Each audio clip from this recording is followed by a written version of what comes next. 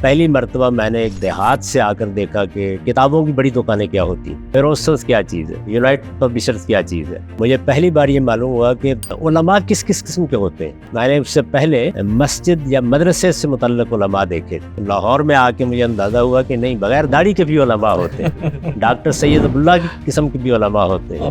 اسی طرح ڈاکٹر صوفی ضیاء الحق صاحب جیسے بھی علماء ہوتے ہیں. میرے لیے تو لاہور ایک بالکل نئی دنیا تھی. میں کبھی کبھی کہتا ہوں کہ میں نے پتھر کے زمانے سے دور حاضر تک کا سارا سفر ایک زندگی میں کیا ہے. میرے زمانے کا لاہور تو علم کی، ادب کی، تہذیب کی ایک کہکشاں اپنے اندر. مولانا سید عبداللہ صاحب موجودگی بغیر معلوم ہو گیا کہ عصر کے بعد وہ بیٹھتے ہیں، آپ جب چاہے جا سکتے ہیں. تو سائیکل ہی ہوتی تھی اس وقت ہمارے پاس. ڈاکٹر اسرار صاحب کے بارے میں معلوم ہوا ہے کرشن نگر میں ہوتے ہیں، وہاں پر وہ درس دیتے ہیں. وہاں پہ آپ احمد ندیم قاسمی صاحب کو، کاظم الصباغ صاحب کو، یعنی علم، ادب اور دوسرے مختلف شعبوں کی شخصیات وہ شام کے وقت جمع ہو جاتے. فیض صاحب وہی تھے. ہم نے ان کے کمرے میں حفیظ جلندری صاحب کو آ کے کلاس میں بیٹھتے ہوئے دیکھا. صوفی صاحب کو بھی مقالہ پڑھنا، صوفی ضیاء الحق صاحب کو، ان کے مقالے کا عنوان تھا عربی زبان کا ماضی، حال اور مستقبل.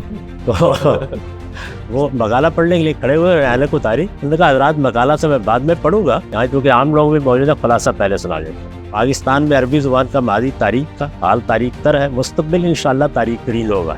اس کے بعد مقالہ پڑھنا شروع کر دیا. میرا یہ پہلا تعارف تھا. وہ ساغر صدیقی کو میں نے پہلی مرتبہ وہاں سنا. اچھا، ساغر آپ دیکھیے کہ وہ جس عمارت کے برآمدے میں سارا دن بیٹھے رہتے تھے، مجھے وہاں سے جانا ہوتا تھا کالج میں. مولانا سید عبداللہ صاحب موجودی، ان کے بارے میں احمد ندیم قاسمی صاحب نے حرف و حکایت میں ایک مرتبہ لکھا تھا کہ میں چند روز پہلے جماعت اسلامی کے مرکز میں گیا. اس زمانے میں مرکز گھر ایک ہی عمارت میں تھے جو اچھرا میں. تو انہوں نے کہا میں وہاں گیا، جماعت اسلامی کے سب لوگ بڑی اخلاقی زندگی بسر کر رہے تھے مولانا مودودی کے سوا.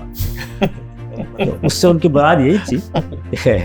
مولانا بدر حسن بھی تھے، جملہ بھی کس لیتے تھے اور عام طور پر بڑی خوشگوار صورتحال پیدا کیے رہتے تھے. بادشاہی مسجد اور قلعے کے درمیان کا باغ ہے، اس کو حضوری باغ کہتے ہیں. اس میں ہر شام اندرون شہر کے شعراء، وہ شعراء نہیں جن کے نام آپ کتابوں میں پڑھتے ہیں، پنجابی کے بھی ہوتے تھے، وہ اردو کے بھی ہوتے تھے، فارسی کے بھی ہوتے تھے، وہ اپنے اشعار پڑھتے. اسی طریقے سے طوائفوں کے محلے تھے، اس میں بھی بعض مجالس عام مجالس سے ہٹ کر ہوتی، یعنی ان میں اچھی غزلیں پڑھی جاتی. اور اچھے سکھا لوگوں کو میں نے دیکھا، یعنی بعض پیروں کو جن کو ان کے معتقدین مرشد کہتے ہیں، وہ بھی ان مجالس میں آ جاتے. اندرون شہر کی اس وقت جو فضا ہے، اس میں مختلف کوچے ہیں، آپ اندر داخل ہو جائیں. اس میں بعض خاندان ہے، مثال کے طور پر موسیقاروں کا ایک پورا محلہ ہے. میں نے استاد دامن کو، آپ سوچئے لاہور کے انہی شہر کے گرد باغات تھے اس زمانے میں، ان میں سنا ہے بیٹھ اور براہ راست سنا ہے. میری جو اس وقت جسامت آپ دیکھ رہے ہیں، اس وقت اس سے بھی عالی تھی. اور جیل روڈ کی کراسنگ پہ جا کے ایک تیز رفتار گاڑی نے رکشے کو ٹکر ماری اور رکشہ الٹ کر نشیب میں جا کے گر گیا. اب آپ یہ دیکھیے کہ جب وہ گرا ہے رکشہ، تو صورتحال یہ بنی کہ وہ نیچے اور میں اوپر تھا. مولانا سید عبداللہ صاحب موجودی پر بہت تنقید ہوتی. ان کے گھر کے بالکل قریب جو مسجد تھی، وہاں وہ جمعہ پڑھنے کے لیے تشریف لے جاتے. مولوی صاحب ان کو سامنے دیکھ کر جو کچھ ان کے بارے میں فرمانا شروع کر دیتے تھے، وہ آپ اندازہ نہیں کر سکتے. اس کے باوجود اس کا اندیشہ نہیں تھا کہ وہ مسجد میں جائیں گے تو کوئی ان کے ساتھ بدتمیزی کرے، یہ چیز نہیں. پر ڈاکٹر طاہر القادری صاحب ہے، میرے اور ان کے زاویہ نظر میں بہت فرق ہے. میں نے ان پر بعض تنقیدات بھی کی ہیں. اس سب کے باوجود ہمیشہ سے ان کے ساتھ بڑا محبت کا تعلق رہا. ہم ایک دوسرے سے اختلاف بھی کرتے تھے، لیکن محبت سے پیش بھی آتے تھے. ڈاکٹر صاحب کے یہاں کچھ تلخی پیدا ہوئی، لیکن اس کے باوجود ایسا نہیں ہوا کہ ملنے ملانے کا تعلق ہی نہ رہا. ایک زمانے میں تو میں نے 2-2.5 سال غالباً فجر کی، مغرب کی، عشاء کی نماز انہیں کے پیچھے پڑھی.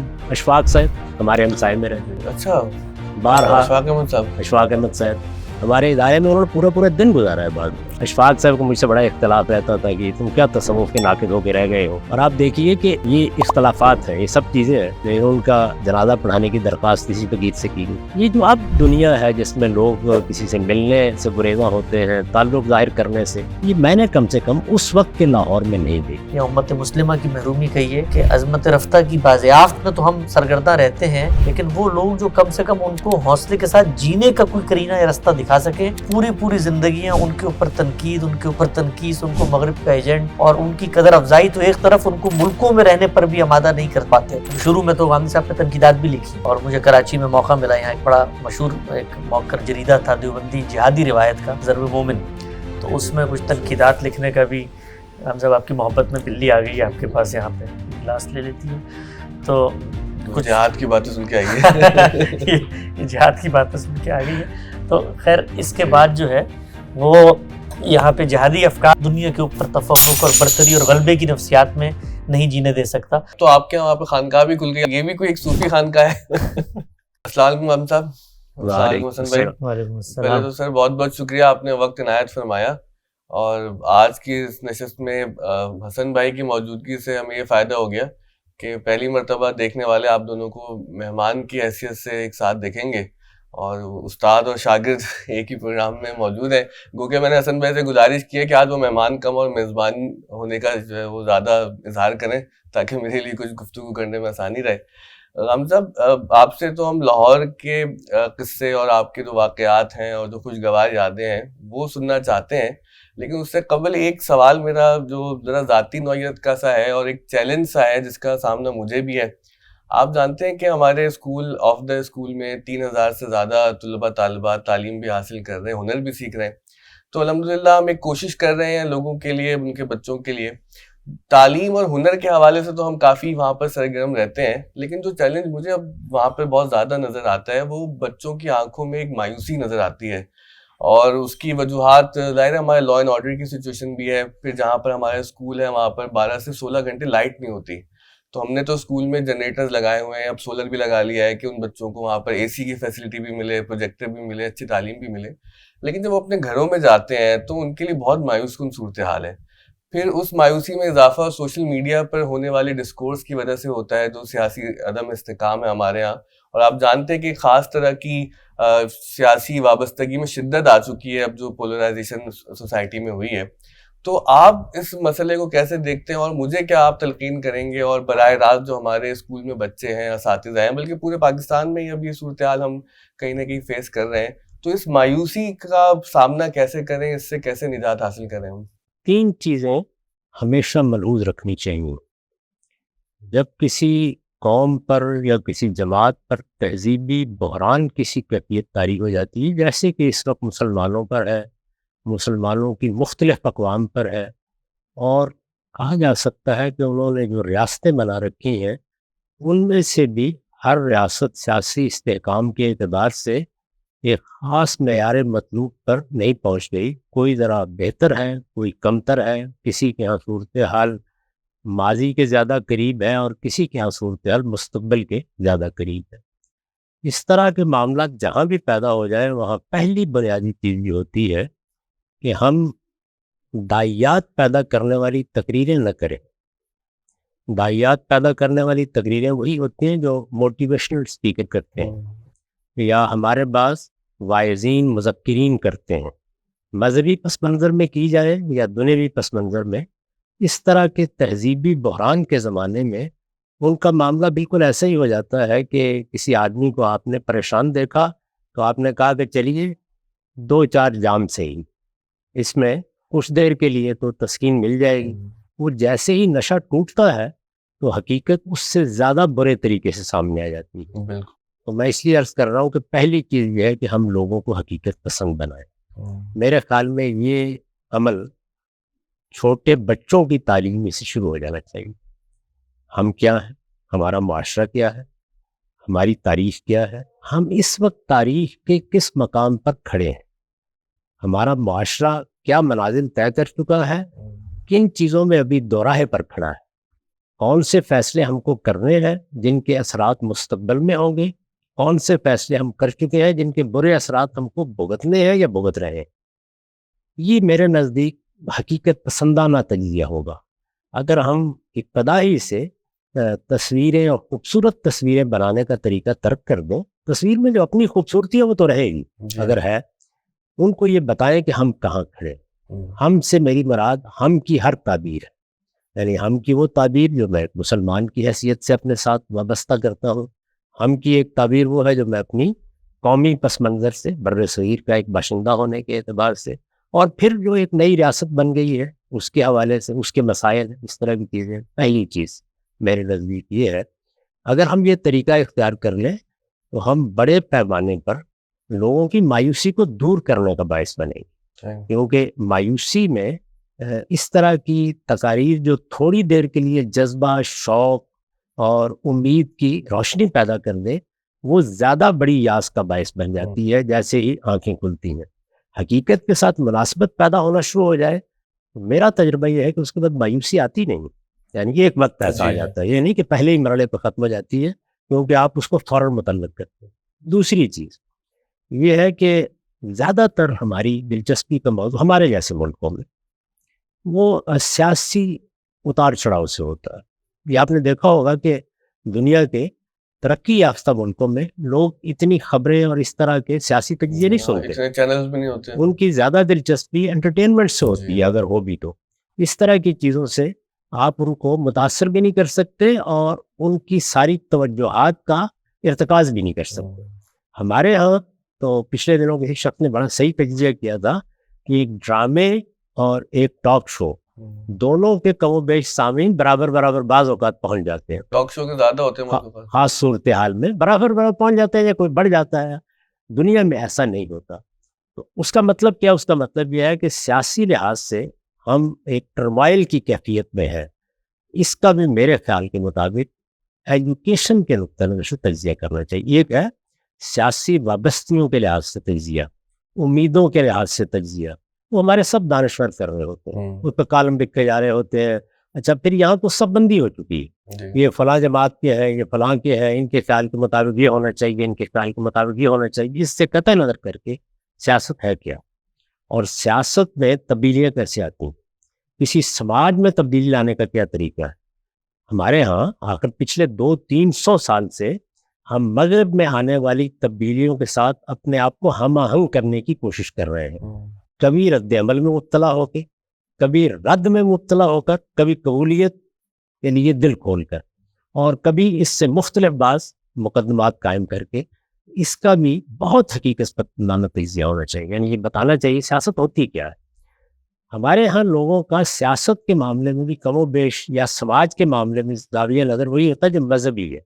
مذہبی زاویہ کیا ہے؟ میں آپ کے پاس گیا، میں نے آپ کو تبلیغ کی، آپ پرسوں معاذ اللہ کافر تھے، آپ آج الحمدللہ مسلمان ہو گئے۔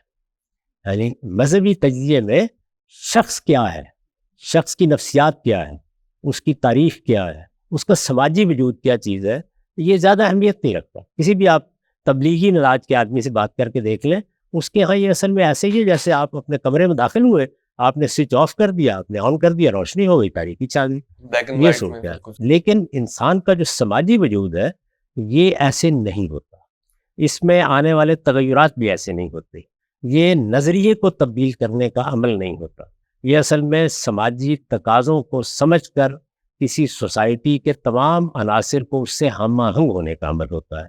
وہ کتنے ہم آہنگ ہوتے ہیں، کتنے نہیں ہوتے۔ تو سیاسی عمل کو ہمارے ہاں یا تو مذہبی جذبے سے سمجھایا جاتا ہے، اور یا مذہبی جذبے سے ملتے جلتے سیاسی انقلابی جذبے سے سمجھایا جاتا ہے۔ یہ دونوں چیزیں آنکھوں کو بھی اندھا کرتی ہیں اور سوسائٹی سے بھی غیر متعلق کر دیتی ہیں۔ اس کا جو نتیجہ نکلتا ہے وہ اتنا بھیانک ہے، کیونکہ اس میں ہوتا کیا ہے، آپ اس طرح سے جذبات کو یہاں لے جاتے ہیں، جب کچھ سامنے نہیں آتا تو ایک یاس پیدا ہوتی ہے، یہاں تک کہ وہ یاس آہستہ آہستہ وہی حال کر دیتی ہے جو قبرستان میں مردے دفن کرنے والوں کا ہوتا ہے۔ ان کے لیے موت بے معنی ہو جاتی ہے، یعنی کوئی فرق ہی نہیں پڑتا، اسے چیر پھاڑ کیا، پھینکنا ہے پھینکا، پوسٹ مارٹم کرنا ہے کر لیا، یعنی وہ طبیب ہے یا گورکن ہے، کم و بیش ایک ہی بے حس انداز سے وہی سب کام کرتے چلے جاتے ہیں۔ تو یہ ہماری قوم کے ساتھ بھی بڑی حد تک ہوا ہے، اور یہ جو نئی نسل اب آئی ہے جو آپ کو بہت جذبے کے ساتھ اس وقت جنگ آزما نظر آتی ہے، اس کے ساتھ بھی یہی ہو جائے گا۔ زیادہ اچھا یہ ہے کہ ہم اپنے اسکولوں میں جہاں کہیں ہمیں بات کرنے کا موقع ملتا ہے، ہم لوگوں کو ابن خلدون کی طرح یہ سمجھائیں۔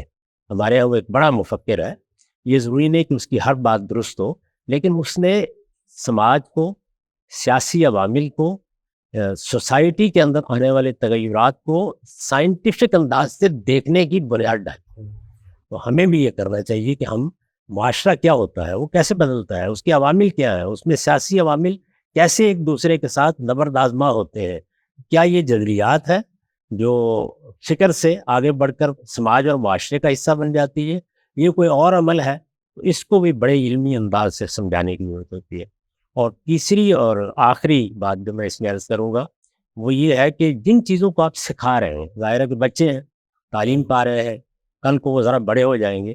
جن چیزوں کو آپ سکھا رہے ہیں ان چیزوں کو سکھانے کا انداز تنقیدی بنائیں. اچھا کرٹیکل ہونا چاہیے. تنقیدی انداز ایک ہے کہ آپ نے ایک چیز کو بیان کر دی, ایک چیز کا قائل کر ڈالا دوسرے آدمی کو, یا قائل کرنے کی صحیح کی. تو ہم عام طور پر اسلام پڑھاتے ہوئے, پاکستان اسٹڈیز پڑھاتے ہوئے, مطالعہ پاکستان جس کا قائل کرنے کا انداز اختیار کر لیتے ہیں. یہ ہمارا مبلغانہ اسلوب وجود میں آ جاتا ہے. اس کے بجائے یہ ضروری ہے کہ مسلمانوں کے اندر تنقیدی اسلوب پیدا کیا جائے. ہم تنقید سے ڈرتے ہیں, جبکہ تنقید نہیں ہوتی, وہ کسی چیز کو اس کی اصل سے فرع تک سمجھنے کا عمل ہے. یہ میرے خیال میں 3 چیزیں ہیں جو ہمیں ملحوظ رکھنا. بہت اچھی گفتگو کی آپ نے. اس میں آپ نے جو حقیقت پسندی کی بات کی اس سے ایک مجھے مثال یاد آ گئی. وہ حسن بھائی کو ہم نے دعوت دی پوڈ کاسٹ میں, تو انہوں نے غزہ کی صورتحال پہ گفتگو کی, تو ان کو بہت تختہ مشق بنایا گیا بعد میں. اب میں جب بعد میں دیکھتا ہوں ساری صورتحال تو نظر تو یہی آتا ہے کہ ہم وہاں پر کوئی لڑنے کے قابل تو نہیں تھے, اور جو بھی صورتحال اب دنیا کے سامنے ہی ہے, اور اس میں وہ ایک مہذب فاتح کا لفظ ڈھونڈ کے لوگوں نے سوشل میڈیا پہ ایک مسئلہ کھڑا کر دیا. تو جب ہم حقیقت پسندی کی بات شروع کرتے ہیں تو سب سے پہلی تو رکاوٹ یہی آتی ہے کہ لوگ اس میں بات سمجھنے یا سننے کے بجائے اس کو ریڈیکیول کرتے ہیں, اس کو اسنب کرنے کی کوشش کرتے ہیں, اور پھر اس سے آگے بڑھ کر یہ کہ جو وہ بات کر رہا ہوتا ہے اس پر کوئی الزام لگا دیتے ہیں کہ بھائی کہ یہ تو ہمیں اپنی روایت سے کاٹ رہا ہے, یہ تو ہمیں تہذیب سے متنفر کر رہا ہے, اور یہ تو کوئی خاص منظرنامے میں بات کو لے کے جاتا ہے. تو پھر اس سچویشن کا سامنا آپ لوگ تو کرتے ہی رہتے ہیں, تو یہ پھر کہ کیسے ہے اس کا حل نکلے گا؟ میں نے تو بہت کیا ہے. میرے نزدیک اس میں بات کرنے والوں کو بھی ایک چیز کا لحاظ کرنا چاہیے. وہ وہی ہے جس کی طرف میں نے توجہ دلائی کہ آپ کے پاس کوئی بڑی اچھی بات ہو سکتی, بڑی اچھی بات کو آپ اٹھا کر اس کا ایک پتھر اندر رکھ کے گولا بنائیں اور مخاطب کو مار دیں. اور ایک طریقہ یہ ہے کہ آپ مخاطب کی رعایت کرتے ہوئے تدریج سے اس کو وہاں لے جائیں جہاں وہ آپ کی بات کو جس جگہ سے آپ کہنا چاہتے ہیں سننے کے لیے تیار ہوئی. اس میں مجھ سے بھی غلطی ہو جائے گی, حسن صاحب سے بھی ہو جائے گی, آپ سے بھی ہو جائے گی. لیکن اگر ہم اس کو ہدف بنا لیں کہ ہمیں اپنی قوم کے ساتھ ہمدردانہ لب و لہجے میں گفتگو کرنی, بعض اوقات یہ ہوتا ہے کہ ہم جب حقیقت پسند بنانے کا عمل شروع کرتے ہیں تو ہمارا انداز ہمدردانہ نہیں رہتا. یہ میری قوم ہے, یہ میرے لوگ, میں ان میں پیدا ہوا ہوں, میں بھی وہی ہوں جو یہ ہے. اگر میں نے کچھ سفر طے کر لیا ہے تو مجھے آہستہ آہستہ ان کو پکڑ کر وہاں لے جانے کی صحیح کرنی ہے, اور ان کو یہ تاثر نہیں دینا کہ میں تمہارے لیے کوئی مسیح ہوں جو آسمان سے نازل ہو گیا ہوں. میں بھی تمہاری طرح ایک طالب علم ہوں, میں اپنے سفر کا تمہیں شریک کرنا چاہتا ہوں. یہ میں نے بات تو کر دی ہے, اس کو لب و لہجے میں ڈالنا, اس کو اسلوب میں بدل دینا کہ مشکل کام ہے. اس میں ہم سب سے غلطیاں ہوتی ہیں, مجھ سے بھی 12 ایسی غلطی ہو جاتی ہے. لیکن اس کو ہمیں کم کرنا, یعنی اس طرح کی غلطی کم ہو اور ہم آہستہ آہستہ اس جگہ اپنی قوم کو لے جائیں جہاں اس کے اور ہمارے درمیان دل کا رابطہ پیدا ہوتا ہے. ابھی ہمارا سارا زور ہوتا ہے دماغ کا رابطہ پیدا کرنے پر, دل کا راستہ پیدا ہو جائے, اور پھر گفتگو میں نرمی ہو, محبت ہو, اسے تعلق خاطر کا احساس ہو, تاکہ از دل خیزت بر دل ریزت کی سی فضا پیدا ہو. تو یہ میرے خیال میں تھوڑی سی ہمیں بھی احتیاط کرنی چاہیے. آپ تو مسئلہ اپنی تعامل مزاجی کی وجہ سے مشہور ہے, بلکہ میں حسن بھائی سے آنے سے پہلے کہہ رہا تھا کہ تو غامدی صاحب سے بہت اختلاف رکھنے والے ہیں نظریاتی بنیادوں پر. وہ بھی غامدی صاحب کے تحمل پر پورے 100 مارکس دیتے ہیں آپ کو اس پیپر میں. تو اس کی کیا وجہ ہے؟ آپ کی شخصیت ہمیشہ سے ایسی رہی ہے گھر کے ماحول کی وجہ سے, یا پھر آپ نے کچھ سائنسی بنیادوں پر یہ کام سیکھا ہے کہ کس طرح سے تعامل پیدا کریں تاکہ ہم بھی سیکھ سکیں؟ ایسا نہیں ہے, کوئی آدمی بھی ماں کے پیٹ سے سب کچھ لے کے پیدا نہیں ہوتا. ہم سب انسان ہی ہوتے ہیں. جب پیدا ہوتے ہیں تو کچھ چیزیں تو ہم اپنی طبیعت کے لحاظ سے لے کے پیدا ہو جاتے ہیں, کچھ چیزیں ہمارا ماحول ہمیں دیتا ہے, ہماری معاشرت ہمیں دیتی ہے, ہمارا گھر کیا ہے. میں جب پیچھے مڑ کے دیکھتا ہوں تو مجھے احساس ہوتا ہے کہ میری اپنی طبیعت میں بھی بچپن میں تیزی, میں بعض اوقات بڑی سخت گفتگو کر دیتا, لیکن بہت سے عوامل ہیں جنہوں نے آہستہ آہستہ اس کو ایک بالکل دوسری شخصیت میں تبدیل کر دی. اس میں سب سے پہلا کردار تو میرے والد کا ہے. وہ ایک صوفی مزاج آدمی, میرے اور ان کے درمیان اختلافات یہ خلیج حائل ہو گئی. انہوں نے اس موقع پر کیا رویہ اختیار کیا, یعنی نرمی, محبت, شفقت. مجھ سے کبھی انہوں نے تعلقات منقطع نہیں کیے. کسی موقع پر بحث میں کچھ گرما گرمی بھی ہو گئی تو میں نے ہمیشہ یہ دیکھا کہ میری طرف سے کوئی سخت بات ہو گئی جوانی کے جوش میں, ان کی طرف سے نہیں ہوئی. اس کا بڑا اثر پڑتا ہے. یعنی ایسا نہیں ہے کہ ایسی چیزیں بیکار چلی جاتی ہیں. اگر آپ کے بڑے صحیح رویہ اختیار کرتے ہیں، اور خاص طور پر جوانی کے زمانے میں ہم سب غلطیاں کرتے ہیں. میں نے اپنے تلامذہ کو دیکھا ہے کہ جب وہ نئے نئے آتے ہیں، جوان ہوتے ہیں، تو ان کے اندر ایک رد عمل کی نفسیات بھی ہوتی ہے. چیزوں کے بارے میں ہوگی، گرد و پیش کے ماحول کے بارے میں ہوگی، اپنی دعوت کے بارے میں ہوگی، اپنے علم کے بارے میں ہوگی. یہ ساری چیزیں ہوتی ہیں، میرے اندر بھی تھی. تو والد صاحب کے اس رویے نے مجھ پر غیر محسوس اثرات چھوڑے ہیں، کیونکہ ایک لمبا عرصہ میں نے ان کے ساتھ گزارا ہے، اور کیونکہ بعد کے زمانوں میں میرے پاس رہے، تو اس کے نتیجے میں اور بھی زیادہ مجھے اس سے متاثر ہونا. یہ جو میں متاثر ہونے کا لفظ کہہ رہا ہوں، یہ کوئی شعوری احساس نہیں ہوتا، یعنی آہستہ آہستہ وہ چیزیں آپ کے ساتھ ہوتے ہیں. پھر یہ ہے کہ اسکول کے زمانے میں، مدرسے کے زمانے میں کہیے، میرے ہاں کچھ بڑے شدید اضطرابات پیدا ہو گئے. وہ اضطرابات مذہبی پہلو سے بھی تھے، علمی لحاظ سے بھی تھے، کیونکہ ساری تربیت تصوف کی تھی، کتابیں وہی پڑھی تھیں، انہی کی شاعری، انہی کے ادب میں ایک طرح سے آنکھ کھولی تھی شعور کی. اب جب گرد و پیش میں مذہب کو دیکھا اور چیزیں دیکھی، بڑے سوالات پیدا ہو گئے. اس میں جو سب سے پہلے شخصیات مجھے متوجہ کر لینے کا باعث بنی، یعنی آپ کے گرد و پیش میں قریب میں جن لوگوں کو آپ پڑھنا شروع کرتے ہیں، ان میں ابو الکلام تھے، ان میں اقبال تھے، ان میں بعد کے زمانوں میں یا 2-3 سال کے وقفے سے مولانا سید ابو اللہ صاحب مودودی داخل ہو گئے. آپ تینوں شخصیات کو دیکھیں، تینوں تحمل بردباری کا بہترین نمونہ. یعنی مولانا ابو الکلام آزاد کے بارے میں آپ ایک جملہ تلاش نہیں کر سکتے جنہوں نے کبھی رد عمل میں کہا ہو. بات بھی ایسی. مولانا سید ابو اللہ صاحب مودودی کو تو میں نے خود دیکھا، بہت قریب سے ان کے بہت سے معاملات کا مشاہدہ کیا ہے، اور جو ان کو زندگی میں نشیب و فراز پیش آئے، ان میں سے بھی بعض کو دیکھنے کا موقع ملا ہے. تو میں نے یہ دیکھا کہ وہاں رد عمل نام کی کوئی چیز نہیں ہوتی. یعنی وہ تحلیل کرتے تھے، صورتحال کا جائزہ لینے کے بعد اس کا تجزیہ کرنے کا طریقہ اختیار کرتے تھے، اور اگر دیکھتے تھے کہ مخاطب نے غلط رویہ اختیار کر لیا ہے تو بس گریز کر جاتے. یعنی میں نے اذا خاطبہم الجاہلون قالوا سلاما کا جو نمونہ مولانا سید ابو اللہ صاحب مودودی کے ہاں دیکھا ہے، کم کسی شخص کے ہاں دیکھا ہوگا. یہ کیونکہ میرا براہ راست مشاہدہ ہے. اب جو 3 بڑی شخصیات آپ کی اولین محبت بنی، آپ جانتے ہیں کہ بعد میں بھی محبت کے نقوش پیدا ہوتے ہیں، اتنے دیر پا نہیں ہوتے جو بچپن کی محبت ہوتی ہے. میرا خیال ہے کہ ان سب کے اثرات ہیں جو آہستہ آہستہ میرا باطن قبول کرتا چلا گیا ہے. اس میں میں آپ سے بالکل اطمینان کے ساتھ کہہ سکتا ہوں کہ میں نے کوئی شعوری معاملہ نہیں کیا. البتہ ایک میری طبیعت ہے، وہ یہ کہ جب میں دن گزار کے بستر پر جاتا ہوں، ایک نظر ضرور ڈالتا ہوں، اس کی میں دوسروں کو بھی تلقین کرتا ہوں آج مجھ سے کیا غلطیاں ہوئی. اور میرا خیال یہ ہے کہ یہ ہے تو ایک بڑا معمولی سا عمل، لیکن اگر یہ خود اعتصابی کا عمل آپ شروع کر دیں تو اس کے اثرات بھی نفس قبول کرنا شروع کر دیتا ہے. ہم خیال کرتے ہیں کہ انسانی نفس کو آپ نے ایک بار ایک بات بتا دی تو وہ اس کو مان لے گا. ایسا نہیں ہوتا. آپ انسانی نفس کو بار بار ایک چیز کی طرف متوجہ کرتے ہیں، اس میں سے تھوڑا سا حصہ وہ قبول کر لیتا ہے، اور جو اس کے اندر رد عمل کی جگہ ہوتی ہے وہ اپنا کام کر رہی ہوتی ہیں.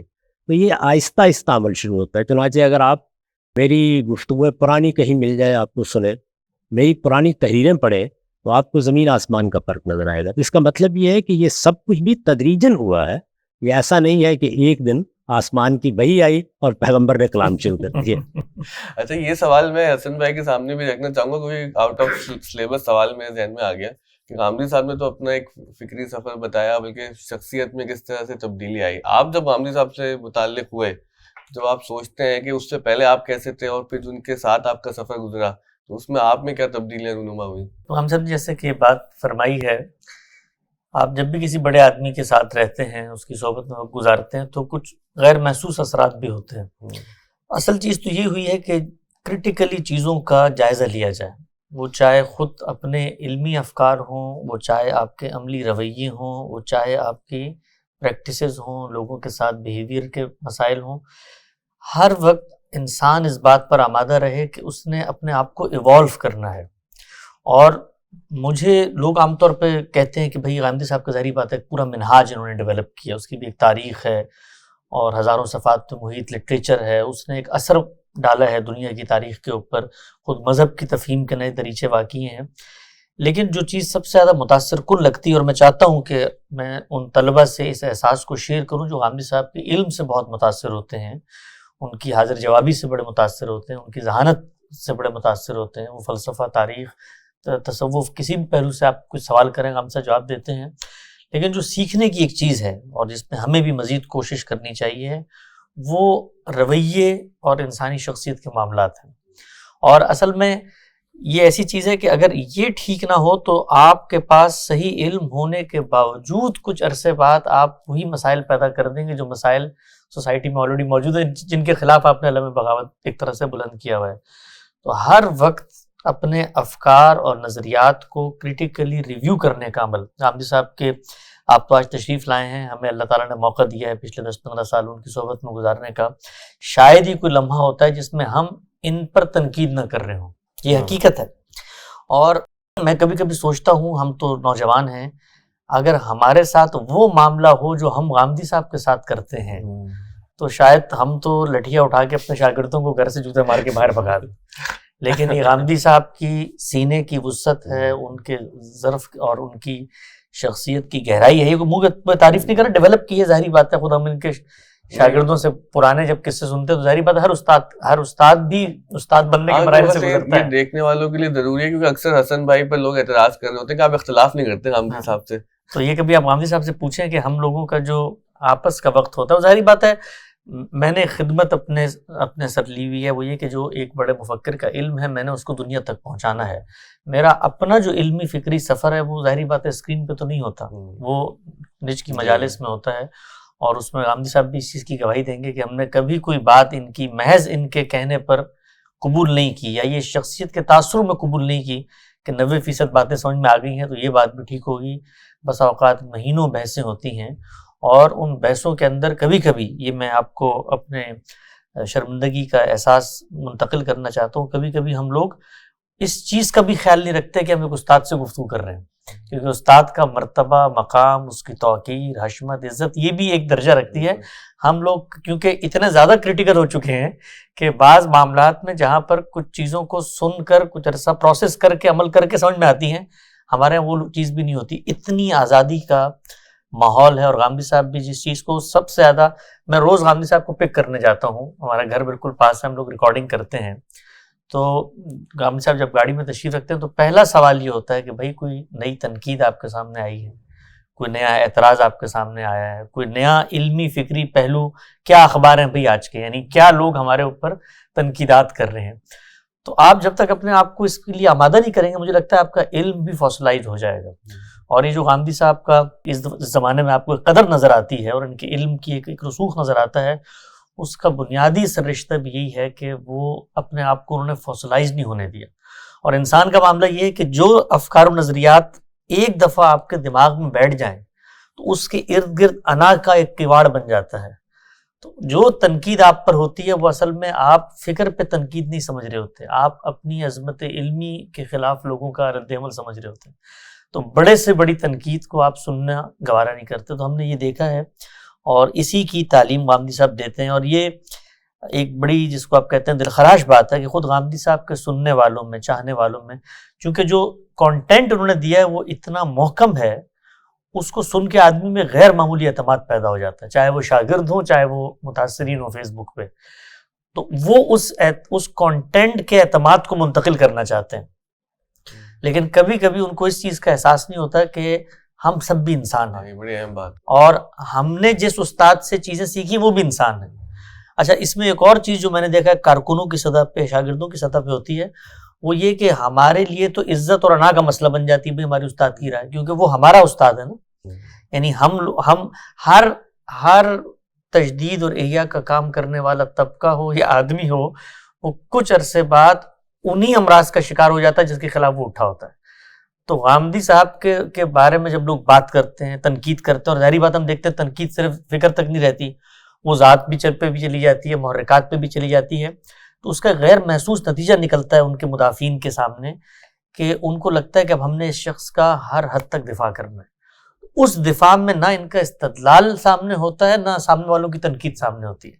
وہاں پر حمیت حق کا ایک مطالبہ لگ رہا ہوتا ہے کہ بھئی اب تو ہم غامدی صاحب کے ساتھ.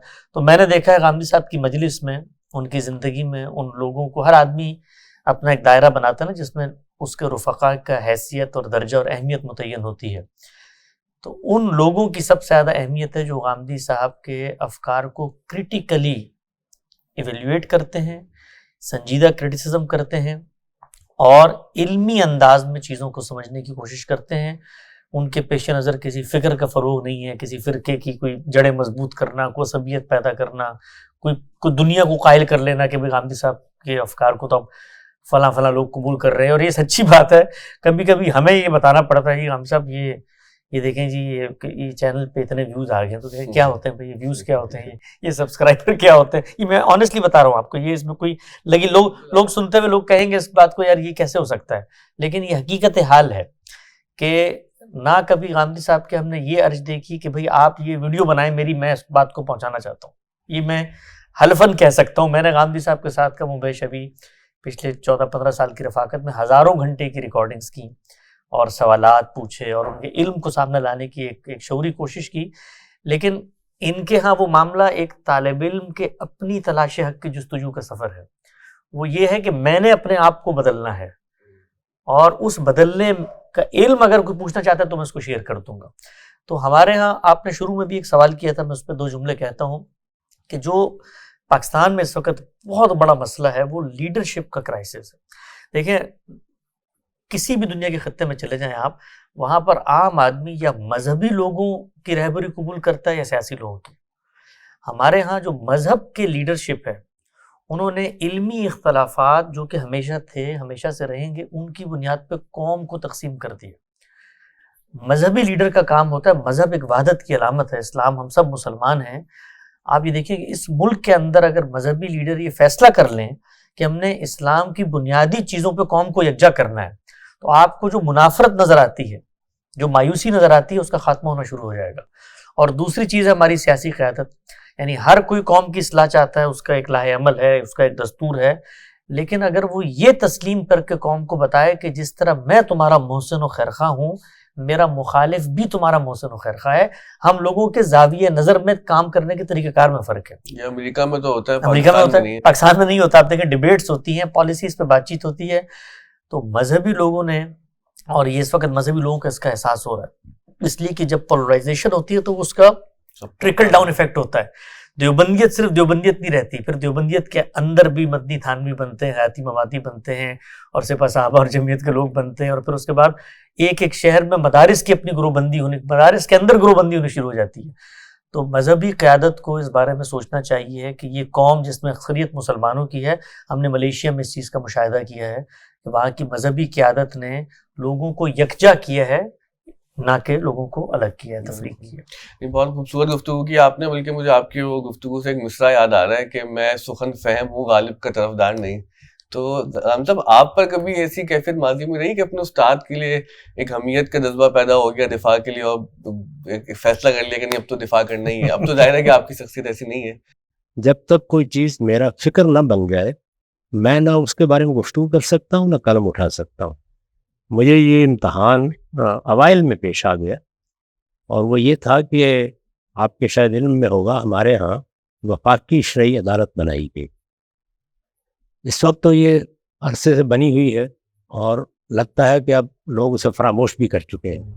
جب نئی بنائی گئی تو جوش و جذبہ بھی تھا. ابھی 26ویں آئینی ترمیم میں کچھ اس کا دوبارہ تذکرہ آیا تو پھر دوبارہ اب ذکر ہوا ہے کچھ.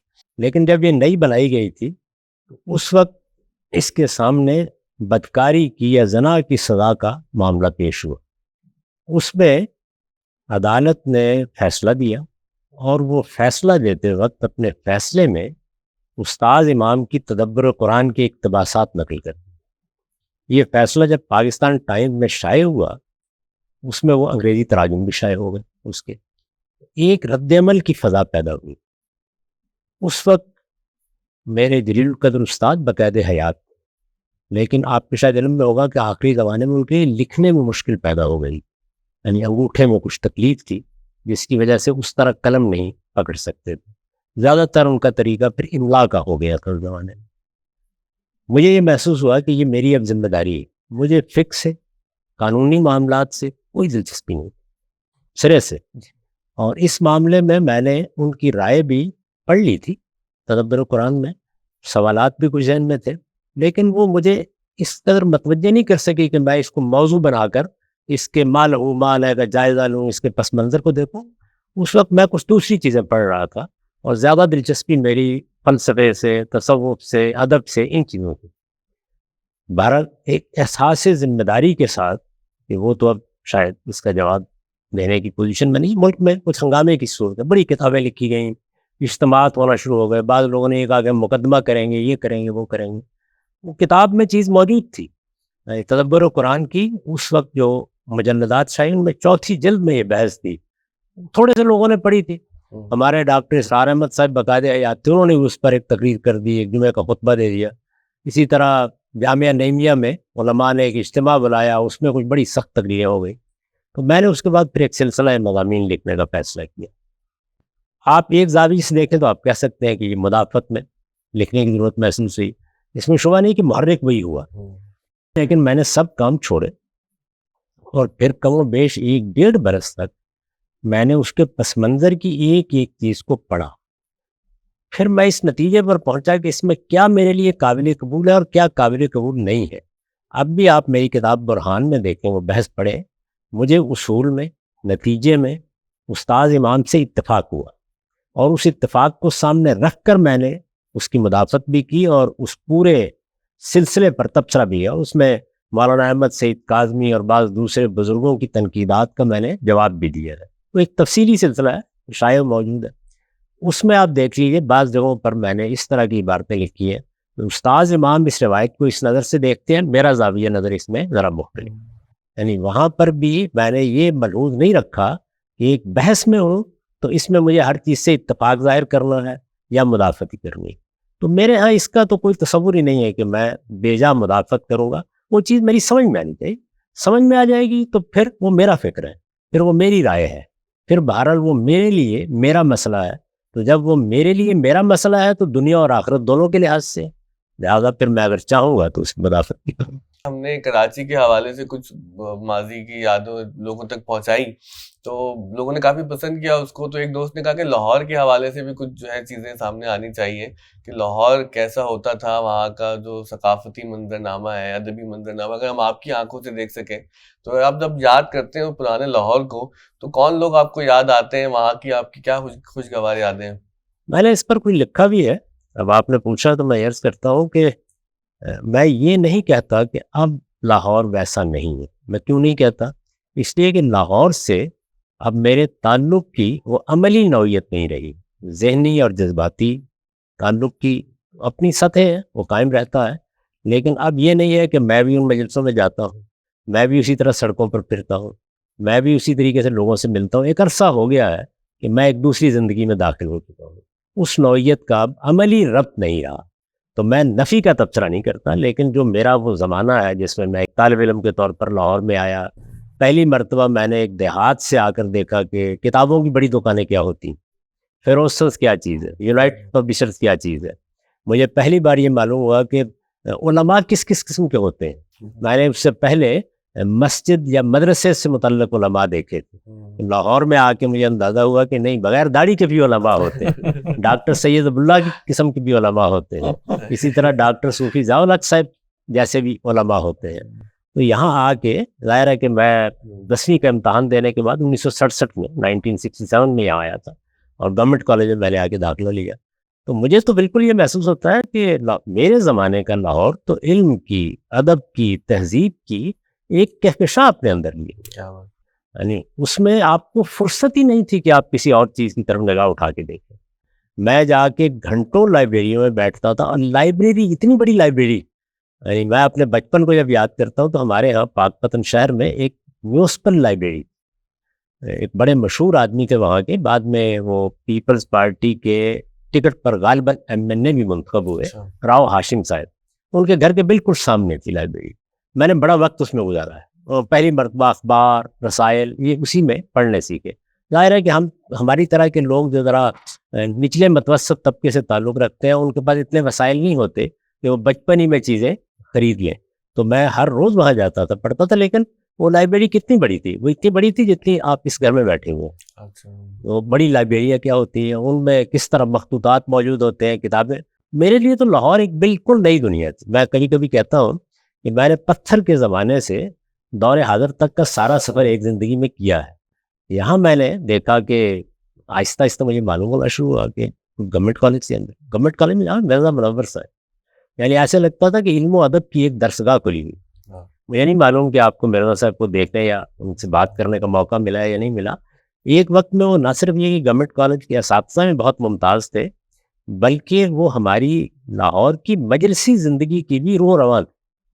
آپ جہاں ان کو سنیے، جہاں دیکھیے، آخری درجے کے مسلم لیگی، قائد اعظم کے عاشق زار، اقبال کو وہ اپنا مرشد کہتے تھے. اقبال ہی پر ان کی زیادہ تصنیفات بھی ہیں، ایقان اقبال، میزان اقبال، اس طرح کی. مرزا صاحب کی جو تعلیم و تدریس کی جگہ تھی، یعنی وہ اپنے کمرے میں بیٹھ کر پڑھاتے تھے. گورنمنٹ کالج میں ایک زمانے میں یہ روایت بھی تھی کہ اگر آپ کے طلبہ کم ہیں تعداد میں، مثال کے طور پر ایک کلاس میں 50 طالب علم ہیں، تو پھر تو وہ کلاس روم میں ہوگی. اگر وہ 10-15 ہیں تو اساتذہ اپنے کمرے میں بلا لیتے. اس میں 8-10-15 کرسیاں پڑی ہوتی تھیں، تو وہ ایک بالکل مختلف نوعیت کی فضا بن جاتی. ہم نے ان کے کمرے میں حفیظ جلندری صاحب کو آ کے کلاس میں بیٹھتے ہوئے دیکھا، اور اس طرح کے بہت سے بزرگ، عابد صاحب آ گئے، فلاں آ گئے. لاہور کی گویا ایک طرح سے جو مجلسی زندگی تھی اس کا ان کی صحبت میں ظہور ہو جاتا تھا. اسی طرح ہمارے اردو کے شعبے کے سربراہ تھے ملک بشیر الرحمان صاحب. سب سے پہلے تو آپ جس درسگاہ میں آتے ہیں تو وہاں آپ کا صابر لودھی صاحب، غلام ثقلین نقوی صاحب مشہور افسانہ نگار ہیں. اس طرح کے لوگ تو خود کالج کے اندر موجود. اسی طرح سے ہم فلسفے کے طالب علم تھے تو مختار حسین صدیقی صاحب ایک زمانے میں جو ہمارے یہاں ایگزسٹنشنزم کی بحثیں ہیں ان سے ہم متعارفی پہلی بار ان کی مساطر سے ہوئے. ڈاکٹر اجمل صاحب تھے، ان کی بھی ایک بڑی حیثیت بعد میں رہی. اسی طرح کا معاملہ پروفیسر سعید شیخ صاحب کا تھا، جنہوں نے علامہ اقبال کی ریکنسٹرکشن ریلیجیس تھاٹ ان اسلام پر حواشی لکھے ہیں، اور شاید سب سے زیادہ مفصل اور تحقیقی حواشی انہی کے ہیں. اس سطح کی شخصیات سے تو خود کالج میں معاملہ ہو گیا. مجلس اقبال ہوتی تھی ہمارے یہاں جمعرات کے دن. اس میں ویسے کینٹین پر بننے والی چائے اور ہمارے وہاں کے صاحب کے بنائے ہوئے پکوڑے بھی اپنے اندر بہت کشش رکھتے تھے، لیکن خود مجلس بھی بڑی کشش. لنگر کا بھی اہتمام ہوتا تھا. ایسا ہی تو وہ مجلس جب منعقد ہوتی تھی تو آپ دیکھیے کہ شام کے وقت مجلس ہے، کالج میں صبح کلاسز ہیں. جمعرات کے دن یہ خیال بھی نہیں ہوتا تھا کہ آج گھر جانا. وہ مجلس منعقد ہوگی، اس میں اساتذہ کو سنیں گے، ان کے تبصرے سنیں گے، اور اس مجلس میں ہم نے بڑی شخصیات کو دیکھا. میں نے پوری زندگی میں اگر کوئی چیز پڑھی ہے شاعری کی نوعیت کی، میں کبھی نہیں پڑھتا. اپنے کوئی اشعار سنائے ہیں تو مرزا صاحب میرے استاد بھی تھے، مرزا منور صاحب، ان کے ارشاد کے مطابق یا امتثال امر میں عارف عبد المتین صاحب کی صدارت میں سنائے. تو ہمارے وہاں پہ یہ فضا تو وہاں تھی. آہستہ آہستہ معلوم ہونا شروع ہوا کہ باہر بھی یہی صورتحال ہے. باہر دیکھیے آپ، مولانا سید اللہ صاحب موجودی بقاعدہ یاد. معلوم ہو گیا کہ عصر کے بعد وہ بیٹھتے ہیں تو آپ جب چاہے جا سکتے ہیں. تو سائیکل ہی ہوتی تھی اس وقت ہمارے پاس. ہاں، ڈاکٹر اسرار صاحب کے بارے میں معلوم ہوا ہے کرشن نگر میں ہوتے ہیں، وہاں پر وہ درس دیتے ہیں. مولانا ابو الخیر مودودی، ان کی مجلس بہت مشہور تھی، ماڈل ٹاؤن میں تھے. وہاں پہ آپ احمد ندیم قاسمی صاحب کو، کاظم الصباغ صاحب کو، علم، ادب اور دوسرے مختلف شعبوں کی شخصیات وہ شام کے وقت جمع ہو جاتے. فیض صاحب وہی تھے. حفیظ صاحب کا گھر، لوگ جاتے تھے وہاں بیٹھتے تھے. اور اس میں ہوتا کیا تھا، یعنی بارہا ہم خود طالب علم 2-3 مل کے گئے، پہلے سے وقت نہیں لیا ہوا، جا کے دروازے پہ جا کے گھنٹی بجائی اور ملاقات کی اجازت ہوئی. ڈاکٹر سید عبداللہ صاحب کے ساتھ کئی مرتبہ یہ معاملہ پیش آیا کہ وہ ادارہ معارف اسلامی کے بعد یہ انسائکلوپیڈیا ہے اس کے سربراہ تھے، تو کھڑے ہیں، ہمارا شعبہ فلسفہ بالکل ساتھ ملا ہوا ہے، آپ پیچھے سے نکل کے آئے تو وہ سامنے آ جاتا ہے. تو آئے، ڈاکٹر صاحب ہے، کوئی سوال پوچھ لیے، وہ نکل رہے ہوتے تھے گھر جانے کے لیے. سمنا بعد میں کرتا ہوں کا، پیدل چل رہے ہیں ساتھ اور ڈاکٹر صاحب کی تقریر جاری ہے، تو آپ بات سنتے سنتے گھر پہنچ گئے. یہ صورتحال تھی. ڈاکٹر برہان احمد صاحب فاروقی، آپ اندازہ کیجئے کہ میری بہن نسبت روڈ پر رہتی تھی، بڑی بہن. میں کچھ عرصہ اس کے پاس مقیم رہا بھی، میرے والدین منتقل نہیں ہوئے تھے، میں آ گیا تھا یہاں پہ، ان کو گھر بیچ کے بعد میں آنا تھا. تو ڈاکٹر برہان احمد فاروقی صاحب کو میں نے نسبت روڈ پر پیدل چلتے ہوئے بارہا دیکھا کہ وہ جا رہے ہیں، خاص طرح کی شیروانی پہنی ہوئی، اسی طرح کی پرانی وہی ترکی ٹوپی، اور چلنے کا ایک خاص انداز، بولنے کا ایک خاص انداز. تو جا کے درخواست کی، کوئی سوال کر لیا، ڈاکٹر صاحب نے کہا آئیے بات کر رہے ہیں، وہ دیال سنگھ لائبریری جا رہے ہیں یا اسی طرح سے کہیں کوئی لیکچر دینے کے لیے جا رہے ہیں، پیدل چلتے ہوئے آپ ان سے استفادہ کر سکتے. ڈاکٹر صوفی ضیاء الحق صاحب عربی زبان و ادب کے بے نظیر استاد، گورنمنٹ کالج میں برسوں پڑھتے پڑھاتے رہے. ان کا تو ایک بڑا دلچسپ واقعہ بھی ہے. ہمارے ہاں پاک پتن میں جب میں ابھی اسکول میں تھا تو میرے صدر مدرس تھے، استاد بھی رہے، سید شیر محمد صاحب، بہت فاضل شخصیت تھے. انہوں نے وہاں پر ایک مذاکرہ منعقد کروایا اور مشاعرہ بھی پاک پتن میں. اس مذاکرے میں بڑے بڑے اہل علم کو مدعو کیا گیا، انہوں نے مقالے پڑھے. صوفی صاحب کو بھی مقالہ پڑھنا تھا، صوفی ضیاء الحق صاحب کو. ان کے مقالے کا عنوان تھا عربی زبان کا ماضی، حال اور مستقبل. تو وہ مقالہ پڑھنے کے لیے کھڑے ہوئے، اعلان کو تاریخ. انہوں نے کہا حضرات مقالہ سے میں بعد میں پڑھوں گا، یہاں چونکہ عام لوگوں میں موجود ہے، خلاصہ پہلے سنا دیتا ہوں. تو پاکستان میں عربی زبان کا ماضی تاریخ تھا، حال تاریخ تر ہے، مستقبل انشاءاللہ تاریخ ترین ہوگا. اس کے بعد مقالہ پڑھنا شروع کر دیا. میرا یہ پہلا تعارف تھا.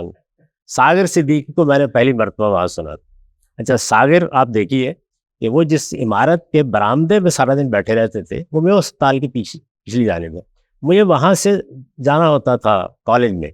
تو وہ لاہور بہت ہی عجیب تھا. پھر یہ ہے کہ شام کے وقت اگر آپ کے پاس ایک فرصت ہے، آپ پاک ٹی ہاؤس میں چلے جائیے، آپ حلقہ ارباب ذوق میں چلے جائیے. مجھے یاد پڑتا ہے کہ حلقہ ارباب ذوق کی کسی مجلس میں وائی ایم سی ہال کے باہر کے صحن میں کچھ طلبہ ایسے اس زمانے میں بھی لبرل مزاج کے طالب علم ہوتے تھے، تو کسی نے مسلمانوں کے علم ادب کی تاریخ کے اوپر کوئی طنزیہ جملہ کہہ دیا. آج تک مجھے نہیں بھولتا، مولانا علم الدین سالک کھڑے ہوئے اور آپ باور کیجئے کہ 3-3.5 گھنٹے تک وہ صرف یہ بتاتے رہے، اور پھر بدی کہ مسلمانوں کی لائبریریاں کیا تھیں، ان میں کتابوں کی تعداد کیا تھی، وہ کہاں کہاں واقع تھیں، انہوں نے کن کتابوں کے تراجم کیے، کون سے علوم کس زمانے میں منتقل کیے، اس کے نتیجے میں کون سی تصنیفات وجود میں آئی، کون سے نئے فن پیدا ہوئے. اس سطح کے لوگ آپ کو ہر جگہ مل جاتے تھے. میں یہ نہیں کہتا آپ نہیں ہوں گے، بہرحال اس وقت کیونکہ ہم ان کی مجلسوں میں جاتے تھے، بیٹھتے تھے، اور لاہور اتنا بڑا نہیں تھا.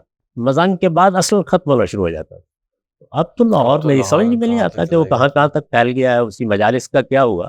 ہو سکتا ہے 20 طرح کی مجلسیں ہوتی ہیں. جیسے آپ فرما رہے ہیں کہ اتنی ایکسیسیبلٹی کہ وہ پیدل استاد جا رہا ہے، آپ اس کے ساتھ چل کے گفتگو سن رہے ہیں، یا بیل بجا کے گھر چلے گئے. ظاہر ہے معاشرت تو بدل گئی ہماری. اب کسی بڑے آدمی سے وقت لینا ہو تو وہ ایک پورا ایک چیلنج ہوتا ہے. وہ تو ایک اس میں کئی اور عوامل بھی شامل ہو گئے ہیں، جس طرح کے مثال کے طور پر سیکیورٹی کے مسائل پیدا ہو گئے، جیسی قتل و غارت کی نوبت آ گئی. اس وقت بھی اختلافات تھے. مثال کے طور پر اب دیکھیے کہ مولانا سید اللہ صاحب مودودی پر بہت تنقید ہوتی. ان کے گھر کے بالکل قریب اچھرا میں جو مسجد تھی، وہاں وہ جمعہ پڑھنے کے لیے تشریف لے جاتے تھے. بعد میں وہ ایک دوسری مسجد میں جانے لگ گئے، لیکن ابتدا میں جاتے تھے. مولوی صاحب ان کو سامنے دیکھ کر جو کچھ ان کے بارے میں فرمانا شروع کر دیتے تھے، وہ آپ اندازہ نہیں کر سکتے. اس کے باوجود اس کا اندیشہ نہیں تھا کہ وہ مسجد میں جائیں گے تو کوئی ان کے ساتھ بدتمیزی کرے. یہ چیز نہیں اس زمانے میں. اچھا اسی طرح سے ہم لوگ مختلف مساجد میں چلے جاتے تھے طالب علمی کے زمانے میں. بعض علماء کے پاس جا کے کوئی سوال کر لیتے تھے، اور وہ سوالات بعض اوقات تلخ ہوتے تھے، لیکن مجھے یہ یاد نہیں پڑتا کہ کبھی یہ اندیشہ محسوس ہوا ہو کہ یہاں کوئی ہماری پٹائی کر دے. ایک مرتبہ مجھے یاد ہے کہ حلقہ ارباب ذوق کی مجلس میں تھوڑی سی تلخی کی سی صورتحال پیدا ہو گئی، کیونکہ اس وقت میں وہی سوشلزم اور اسلام اور اسلامی نظام اور اسلامزم کی ایک کشمکش کی فضا تھی. انتخابات بڑے قریب آ رہے تھے، اور اس میں آپ کے علم میں ہے کہ ذوالفقار علی بھٹو صاحب کے اور جماعت اسلامی کے درمیان گویا مارکا برپا ہو گیا تھا. اس طرح کی فضا میں ذرا سی تلخی محسوس ہوئی، لیکن الحمدللہ ہم لوگ بالکل محفوظ وہاں سے نکل کے آ گئے. اور بلکہ بعد میں مجھے یاد پڑتا ہے کہ ایک صاحب جنہوں نے کچھ سخت جملے بولے تھے، انہوں نے معذرت کی. اس طرح کی صورتحال تھی. تو مولانا مودودی صاحب کے بارے میں ہم نے سنا کہ وہ بہت بزلہ سنج تھے، تو کچھ خوشگوار یادیں اگر آپ کی ان کے ساتھ ہوں جو ہم سن سکیں آپ سے. اس میں کوئی شبہ ہی نہیں ہے. ان کے بارے میں احمد ندیم قاسمی صاحب نے حرف و حکایت میں ایک مرتبہ لکھا تھا کہ میں چند روز پہلے جماعت اسلامی کے مرکز میں گیا. مولانا جہاں رہتے تھے اور جماعت اسلامی کا مرکز اس میں ایک ہی گھر تھا. بعد میں تو منصورہ میں بڑا مرکز بن گیا اور پھر مولانا کا گھر ہی رہ گیا. اس زمانے میں مرکز گھر ایک ہی عمارت میں تھے جو اچھرا میں 5 ذہندار پارک ہے. تو انہوں نے کہا میں وہاں گیا, جماعت اسلامی کے سب لوگ بڑی اخلاقی زندگی بسر کر رہے تھے مولانا مودودی کے سوا. تو اس سے ان کی بات یہی تھی کہ مولانا بدر حسن بھی تھے, جملہ بھی کس دیتے تھے, اور عام طور پر بڑی خوشگوار صورتحال پیدا کیے رہتے تھے. اس کی تو اتنی یادیں ہیں, اتنے واقعات ہیں. خود میرے اپنے ساتھ بڑی دلچسپ بات چیزیں پیش آئی. مولانا کے رسالے میں ترجمان القرآن سے آپ واقف ہوں گے, ایک بزرگ کام کرتے تھے, ان کا نام تھا چراغ دین صاحب. میرے ساتھ بھی ان کی بڑی دوستی ہو گئی. بہت سے ہمارے احباب ہوتے ہیں جو ذرا فربا ہوتے ہیں, تو وہ بھی یعنی جسیم آدمی تھے, اور جیسے ذرا کہہ سکتے ہیں استعمال ہوتی ہے پلس سائز, اس طرح کی صورتحال. بارہا میں ہنس کے کہا کرتا تھا ان سے کہ آپ اتنے شوق سے معانقہ کرتے ہیں لیکن آج تک کبھی سینے سے لگنے کی توفیق نہیں ہو سکتی. وہ معاملات کہیں اور ہی طے ہوتے رہتے. وہی ہے کہ انہوں نے مجھ سے ایک دن یہ کہا کہ میں تمہارے درس میں تمہارے ساتھ جاؤں گا. میں اس زمانے میں علامہ اقبال روڈ پر ہر اتوار کو, اب مجھے یاد نہیں یا جمعہ تھا کیا تھا, اس میں درس دیا کرتے. تو وہ میرے ساتھ جانے پہ مصر ہو گئے. میں نے کہا آپ آ جائیے گا. گھر کے زیادہ قریب نہیں رہتے تھے جہاں میں رہتا تھا, وہ پیدل آوے کو 10-20 منٹ کا سفر ہوگا. تو میں رکشے پہ جایا کرتا تھا. ہم دونوں رکشے میں سوار ہوئے. اب میری جو اس وقت جسامت آپ دیکھ رہے ہیں اس وقت اس سے بھی عالی تھی, اور ان کا معاملہ یہ تھا کہ مجھے تو خیر کوئی تقابل ہی نہیں ہے, آپ کسی اچھے جسیم آدمی کو بھی اگر ضرب تقسیم کر کے کچھ بنائیں تو وہ بڑے ہی نکلیں گے اس سے. ہم دونوں رکشے میں بیٹھ گئے, اور جیل روڈ کی کراسنگ پہ جا کے ایک تیز رفتار گاڑی نے رکشے کو ٹکر ماری, اور رکشہ الٹ کر نشیب میں جا کے گر گیا. اب آپ یہ دیکھیے کہ جب وہ گرا ہے رکشہ, تو صورتحال یہ بنی کہ وہ نیچے اور میں اوپر تھا. تو اب سنیے ذرا, اس میں ان کا بازو ٹوٹ گیا. مجھے خراش بھی نہیں آئی. شام کے وقت معمول کے مطابق میں مولانا کی مجلس میں تھا, مولانا بیٹھتے تھے. عصر کے بعد میں نے آپ سے عرض کیا وہاں پہ. تو اب ظاہر ہے کہ وہ تو ان کے دفتر میں کام کرتے تھے, مولانا کو اطلاع ہو چکی تھی. تو انہوں نے پوچھا کہ بھائی, ایسے افسوس کے انداز میں بزرگ پوچھتے ہیں محبت سے, مجھ سے پوچھا کہ کیا واقعہ ہوا. تو میں نے یہ بیان کیا کہ اس طرح ہوا. تو جو پہلا جملہ ان کی زبان سے نکلا ہوا ہے کہ شکر کیجئے آپ نیچے نہیں تھے. ان کا جملہ رہتا نہیں تھا. ایسے ہی میری شادی ہوئی, نکاح تھا, تو اس وقت وہ معذور ہو چکے, زیادہ چلنا پھرنا ممکن نہیں تھا ان کے. میں نے مولانا ذکر نہیں کیا. بہت سے بزرگ وہاں گئے, میاں تقال محمد صاحب میری وہاں شریک ہوئے ولیمے میں یا دوسری تقریبات میں. میں اس وقت مرید کے میں تھا. بعد میں آیا اور میں نے آ کے مولانا کو بتایا, مولانا مودودی صاحب کو, اور ساتھ ہی یہ کہا کہ میں نے اس لیے جسارت نہیں کی آپ کو دعوت دینے کی. مولانا ہے کہ آپ کا کام دعوت دینا تھا, معذرت کرنا تو میرا کام تھا, آپ نے میرا کام بھی خود ہی سنبھال لیا.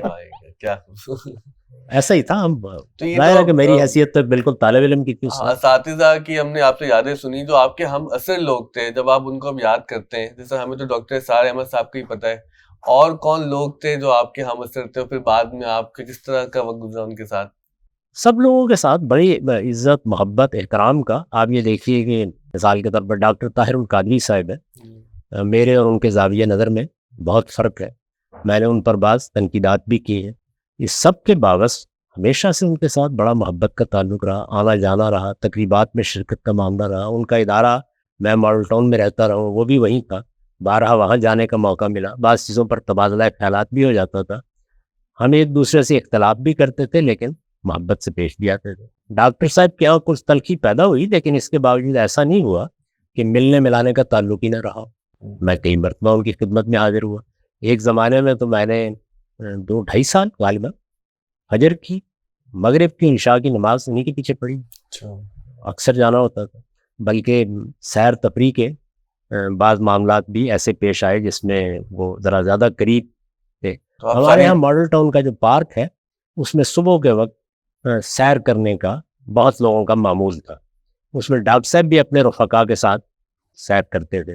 ہم لوگ بھی, وہ مجیب الرحمان شامی صاحب تھے, کبھی کبھی صلاح الدین صاحب شاید آپ جانتے ہو, تکبیر کے مدیر ہوا کرتے تھے, وہ شامی صاحب کے ہاں آ جاتے تھے.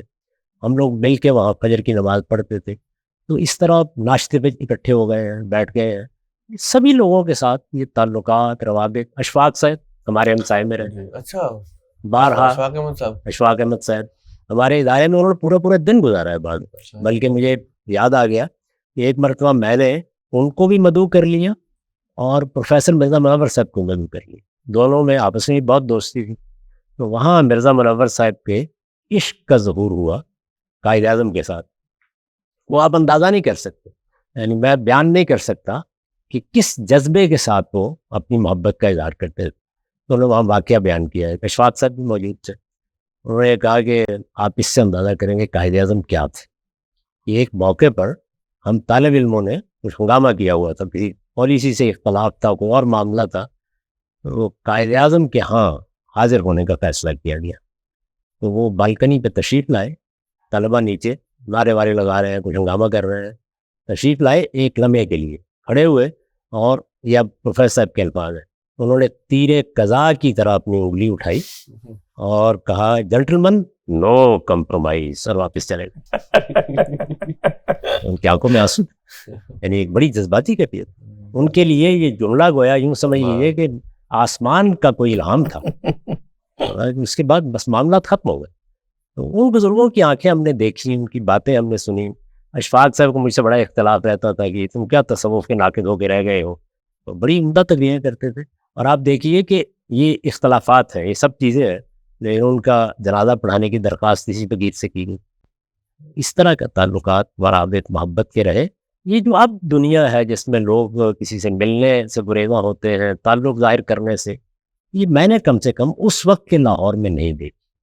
بہت سے علماء ہیں, اہل حدیث عالم تھے اس زمانے میں, اور اہل حدیث کے بڑے علماء میں سے تھے. ان کی بہت سی تصنیفات ہیں, اور نسائی کے شارح ہیں مولانا حنیف بوجیانی. میں ڈاکٹر صوفی ضیاء الحق صاحب کے یہاں پڑھنے کے لیے جاتا تھا. وہ بھاٹی کوٹ کے اندر, بھاٹی گیٹ کے اندر رہتے. بھاٹی گیٹ کے اندر جب آپ چلے جائیں تو گلیوں میں ایک مکان ہے. یہ شاید آپ جانتے ہو, لاہور کی ایک بڑی شخصیت تھے مولانا اصغر علی نوری. ایک زمانے میں وہ لاہور کے بڑے علماء میں شمار ہوتے تھے. یہ وہی خانوادہ ہے. تو ڈاکٹر صاحب کیا میں جاتا تو مجھے خیال ہوا قریبی شیش محل ہے, میں اتنی دور سے آتا ہوں پڑھنے کے لیے, تو کچھ حدیث کے اسباق ان سے حاصل کر لیے گئے. میں نے جا کے ان کی خدمت میں عرض کیا. وہ میری کچھ روش اور خیالات سے واقف بھی تھے, بڑی محبت سے روانہ ہو گئے. چنانچہ میں نے دارمی کے بہت سے اسباق ان سے پڑھے. تو علماء استفادے کے معاملے میں کتنے فراخ دل تھے. اگر آپ چلے جائیں اور جا کر ان سے کوئی سوال کریں ان کے اپنے مسلک کے بارے میں, تو ان کا رد عمل کتنا اچھا ہوتا تھا. یہ اب ہو سکتا اب بھی ایسا ہی ہو, لیکن اب اس سے ذرا مختلف تصویر سامنے آتی. اچھا, ہم نے احمد جاوید صاحب سے کراچی کے چولی کا تذکرہ سنا, تو انہوں نے بڑے انکنونشنل سے لوگوں کے ہمیں بارے میں بتایا, جو ہمارے لیے بڑا سرپرائز تھا. تو لاہور میں بھی کوئی چولی تھا اس طرح کا کچھ, وہاں پہ بھی انکنونشنل لوگ ہوتے تھے؟ یہ لاہور میں یہ چیز اندرون شہر میں بہت تھی.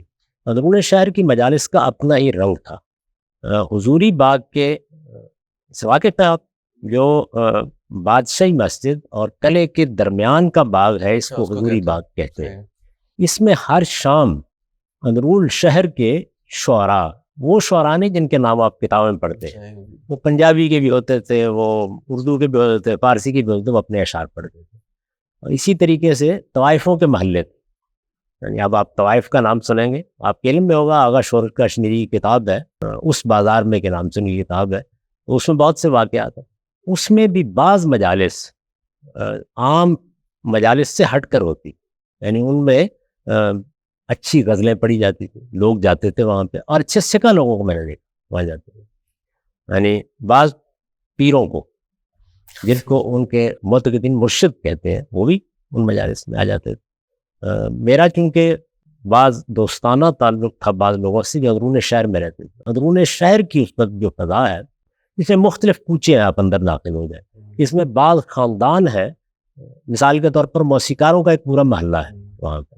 تو اس طرح کی بہت سی چیزیں جو عام روایتی زندگی سے ہٹ کر ہیں, وہ آپ کو اس وقت اندرون شہر میں, اندرون شہر کی گلیوں میں, بعض خاص محلوں اور چوکوں میں جہاں خاص لوگ بیٹھتے تھے. آپ کے علم میں ہے کہ وہ بازار حکیمہ کا چبوترا وہی ہے جس میں اقبال نے پہلی مرتبہ اپنی غزل سنائی, جس کا وہ شعر تو بہت مشہور ہو گیا, اور لوگ ظاہر اقبال کے انداز کا شعر اس کو سمجھتے ہیں. موتی سمجھ کے شان کریمی نے چن لیے قطرے تو یہ تھے میرے ارکے انفال کے, उसी में ये शेर भी है कि चलते नहीं वो अपना दुपट्टा संभाल। आपकी जब गांधी साहब से मुलाकात हुई है तो वो कौन सा सन था? हम जिस तरह इनकी एक पैरेलल स्टोरी सुन रहे हैं तो एक सब प्लॉट आपका भी है। ये जिस जगह पे आप इस वक्त तशरीफ फरमा हैं, बिल्कुल इसी जगह पर सन 2010 में पहली मुलाकात जो है वो हमारे गांधी साहब से हुई यहाँ पे। और हम लोगों ने जिस माहौल में आँख खोली, जो आपने गांधी साहब से इस वक्त दास्तान हयात सुनी है, उससे बहुत ही मुख्तलिफ माहौल था।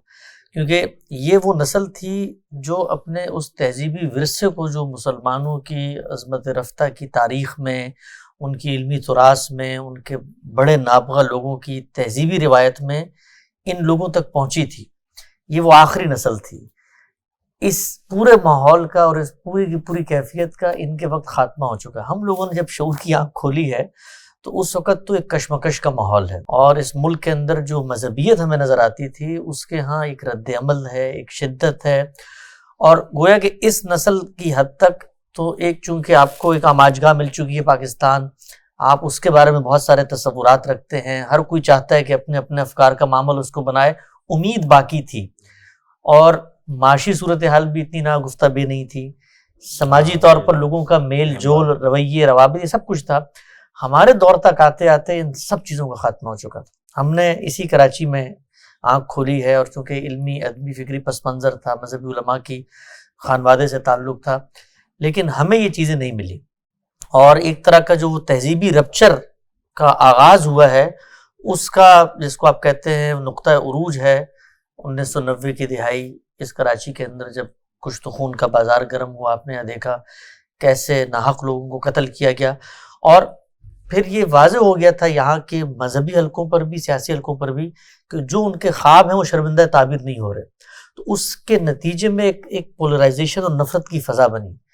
तो हमने जब मजहबी दुनिया में कुछ नई बातें करने का आगाज़ किया तो उसको उस तरीके से नहीं गवारा किया। इस तरह गांधी साहब ने दास्तान सुनाई ना कि एक मजलिस में आप बैठ गए हैं, वहाँ बातचीत हो रही है, नुक्ता नज़र का भी इख्तलाफ है।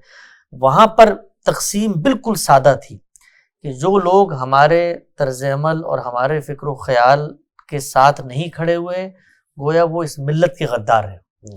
मजहबी फ़िक्र में भी और सियासी फ़िक्र में भी। आपने कराची में देखा है एक ज़माने जिस वक्त यहाँ पर MQM का एक दौर था, यानी बात इख्तलाफ की गुंजाइश नहीं थी कि आप बात भी कर सकते, ये मामला मजहबी दुनिया में भी था। और एक बड़ी तब्दीली जो इस कल्चर में आई है वो अफ़गान जिहाद के बाद आई है। कराची मरकज़ बना है, यहाँ पर बड़े पैमाने पे मदारिस से लोग वहाँ लड़ने गए हैं। उसके बाद वो जो पूरी की पूरी लाखों की तादाद में कौम आई है, जिनको आपने किताबें हाथों से लेके असलहा जिनके हाथों में पकड़ा दिया था, उनको आमादा करना बहुत मुश्किल काम था। यानी अदब जो है वो उनके लिए एक बिल्कुल बेकार चीज़ थी। तो उनके सामने आप कोई शेर पढ़ें, कोई गुफ्तगू करें, तो जिस बंदे को इंसान की शहरक से निकलने वाले खून की हसासियत मुतासर नहीं कर सकती, उसको फूल की पत्ती की मासूमियत आप क्या समझाएंगे। तो शेर और अदब से सिलसिला बिल्कुल मुनक़ते हो गया, इल्म व फ़न से बिल्कुल मुनक़ते हो गया। ये हमारी जो माजी की तुरास थी। अच्छा, इसमें उम्मत में इख्तलाफ की इतनी जिंदा, इतनी जावेदा, इतनी रोशन और दरख्शां जो रिवायत खुद हमारी थी, मदारिस की हद तक आके उसको सियासी तंजीमों ने अपने आमाजगाह बना लिया। यानी कराची का हर मदरसा असल में किसी मजहबी तंजीम का एक नेटवर्क का हिस्सा होता था। तो वहाँ पर कोई शाह वलीउल्लाह को पढ़ रहा है, कोई मिसाल के तौर पे इब्न अरबी को जानता है, ये सब भी ख़त्म हो गया। तो मजहबियत बहुत महदूद हो गई। उनकी तारीख़ शुरू हुई 1857 की जंग आज़ादी से, और उनके यहाँ जो कैनवस बना है अफकार और नज़रियात को बिठाने का, उसमें या उनके हामी हैं या उनके मुखालिफिन हैं, और हर वो शख्स उनका मुखालिफ है जो उनकी सियासी अज़ाइम को पूरा करने में मुआविन नहीं हो सकता। तो गांधी साहब को जिस ज़माने में हमने दरियाफ्त किया, उस वक़्त मजहबियत में एक बहुत शदीद रद्द अमल था, और हमें इसका बहुत जल्द अंदाज़ा हो गया कि ये नहीं हो सकता कि हम इनको एक इल्मी शख्सियत के तौर पे अपने हलकों में इंट्रोड्यूस करा सकें और ये बताएं कि जी ये भी उसी एक रिवायत का हिस्सा है और इनसे भी आप इस्तिफादा करें। तो कुछ ही अरसे बाद अंदाज़ा हो गया कि नहीं, हमें यानी अपने आप को इस रिवायत से अलग ही करना पड़ेगा, वरना ये रिवायत आपको उगल के फेंक देगी। तो फिर एक किरण सी नज़र आई। खुद हम तालिब इल्म थे, कुछ इस्तराबात, छोटे छोटे सवालात, क्योंकि जो मुतवस्सित जहन के लोग होते हैं वो कोई बहुत बड़े फिक्री मसाइल नहीं पैदा करते, अमली सवालात थे। उस वक्त आपको याद होगा 2009 में तालिबान का यहाँ पे बहुत गुलगुला था और स्वात का ऑपरेशन। तो जो मजहबियत है उसके नताइज सामने आना शुरू हुए। कुछ जदीद तालीम का पस मंज़र था, तो कुछ इर्रेलेवेंसी नज़र आती थी कि जो मज़हब की ताबीर है ये तो समाजी तौर पे कैसे रूप अमल होगी। تو یہ اضطرابات لے کر غامدی صاحب کو ہم نے سننا شروع کیا شروع میں، لیکن اس میں میں بہت دعائیں دیتا ہوں اپنے علماء کو کہ انہوں نے جس رد عمل کا مظاہرہ کیا اس کے نتیجے میں ہمیں ان کا قریب ہونے کا بڑا فائدہ ہو گیا. یعنی شاید ہم کبھی بھی اتنے قریب نہ ہوتے اور ہمارا سفر اتنی جلدی طے نہ ہوتا جتنا جلدی انہوں نے، کیونکہ شروع میں تو غامدی صاحب پہ تنقیدات بھی لکھی، اور مجھے کراچی میں موقع ملا، یہاں ایک بڑا مشہور ایک موقر جریدہ تھا دیوبندی جہادی روایت کا، ضرب مومن، تو اس میں کچھ تنقیدات لکھنے کا بھی. ہم صاحب آپ کی محبت میں بلی آ گئی ہے آپ کے پاس، یہاں پہ گلاس لے لیتی ہے، تو کچھ جہاد کی باتیں سن کے آئی ہے. یہ جہاد کی باتیں سن کے آ گئی ہے. تو خیر اس کے بعد جو ہے وہ یہاں پہ جہادی افکار، تو اس وقت غامدی صاحب کے خلاف جو ہے نا، یعنی غامدی صاحب کو شروع میں یہاں کی مذہبیت نے بالکل اس زاویے سے دیکھا کہ جو کچھ نفرت مغربی تہذیب کے بارے میں ان کے دل میں ہے، گویا اس کا کوئی نمائندہ لوکل سمبل اس کا مل گیا.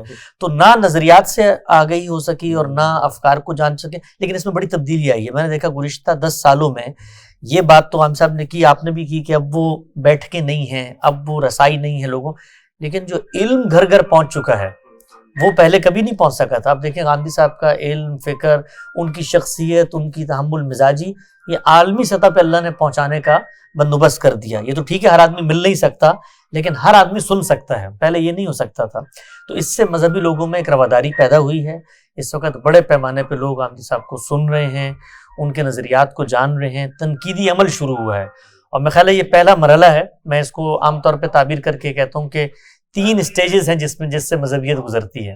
پہلا ڈینائل کا ہوتا ہے، دوسرا مرحلہ لیبلنگ کا ہوتا ہے، اور تیسرا مرحلہ تنقیدی مطالعے کا ہوتا ہے، اور چوتھا مرحلہ قبولیت کے بعد آنکھوں پہ بٹھا کے اکابر بنانے کا ہوتا ہے. تو ابھی ہماری مذہبیت دوسرے اور تیسرے مرحلے کے درمیان ہے، اور وہ غامدی صاحب کے افکار و نظریات کو پڑھ رہی ہے. مجھے امید ہے کہ اس وقت جو جدید سماج نے سوالات پیدا کر دی ہیں، بہت ساری چیزیں فکر کی سطح پہ اتنی جلدی اپریشیٹ نہیں ہوتی، لیکن جو خارجی ضروریات ہیں وہ آپ کو مجبور کر دیتے ہیں کہ آپ فکر کا بھی دیانتداری سے جائزہ لیں. تو ہمارے معاشرے میں اس زمانے نے کچھ ایسے بڑے سوالات پیدا کر دیے ہیں جو مذہب کی ریلیونس کو نوجوان طبقے کے ساتھ پیدا کرنے میں ناکام ہے. اس وقت کا نوجوان طبقہ انٹرٹینمنٹ کے بغیر نہیں جی سکتا. جو ماضی کی مذہبی روایت ہے وہ اس کو اس طرف جانے نہیں دیتی. اس وقت کا جدید طبقہ یہ خون خرابہ، مار دھاڑ اور دنیا کے اوپر تفوق اور برتری اور غلبے کی نفسیات میں نہیں جینے دے سکتا. تو اس سے بہت فرق پڑا ہے ان کے زاویہ نظر میں بھی، اور اب ایک آمادگی اور ایک قبولیت ہے جو پیدا ہونا شروع ہوئی ہے. اچھا غام صاحب، آخری سوال میرا وہ الحاد کے حوالے سے ہے، کیونکہ اب ہم یہ فیس کر رہے ہیں بہت قریب سے اس مسئلے کو. بہت سے مذہبی لوگوں کے گھر میں یہ مسئلہ اب ہم دیکھتے ہیں. تو ظاہر ہے کہ جو اختلافات ہیں وہ تو رہیں گے. وہ آپ فرماتے ہیں تصوف متوازی دین ہے، تو ہم سب ناراض ہو جاتے ہیں، ظاہر ہم تو صوفی ہیں. تو اب یہ تو ایک الگ ایک مسئلہ ہے. لیکن یہ جو مشترکات ہیں، یعنی کہ خدا اور رسول اللہ صلی اللہ علیہ وسلم سے متعلق رہنا اور اپنے بچوں میں دین کو منتقل کرنا اور یقینی بنانا کہ جب ہم دنیا سے چلے جائیں تو اللہ کرے یہ لوگ دین کے اوپر ہوں اور ہماری بھی آخرت اچھی ہو، ان کی بھی آخرت اچھی ہو، تو یہ کیسے ممکن ہوگا؟ میں نے آپ کے پہلے سوال کے جواب میں یہ عرض کیا تھا کہ آپ کسی بھی صورتحال سے دوچار ہو جائے تو حقیقت پسند ہونا چاہیے. میرا احساس یہ ہے کہ دنیا کی تاریخ میں ایک وہ زمانہ آیا ہے جس کو ہم کہہ سکتے ہیں کہ وہ مشرکانہ تہذیب کے غلبے کا زمانہ. آپ اندازہ کیجئے کہ کم و بیش معلوم تاریخ میں 4000 سال ایسے ہیں جس میں کوئی پیغمبر بھی اس کا مقابلہ نہیں کر سکا. مقابلہ نہیں کر سکے کا مطلب کیا ہے؟ یعنی یہ نہیں ہو سکا کہ پیغمبروں کی دعوت عام ہو گئی ہو اور شرک نے اپنی بساط لپیٹ لی ہو. آپ قرآن مجید میں دیکھ لیجیے، یعنی بعض اوقات 2 لوگ بھی ان پر ایمان نہیں رہے، 4 لوگوں نے بھی ان کی بات نہیں سنی. اس وقت شرک کو بالکل اسی نوعیت کا غلبہ حاصل تھا جو اب آپ مغربی تہذیب اور اس کے بعد اداروں اور اس کے بعد افکار کو دیکھتے ہیں کہ ہر جگہ لوگوں کے لیے وہ ایک فیشن بن چکا ہوا ہے. پرانی تاریخ کو پڑھیے تو وہی حال تھا.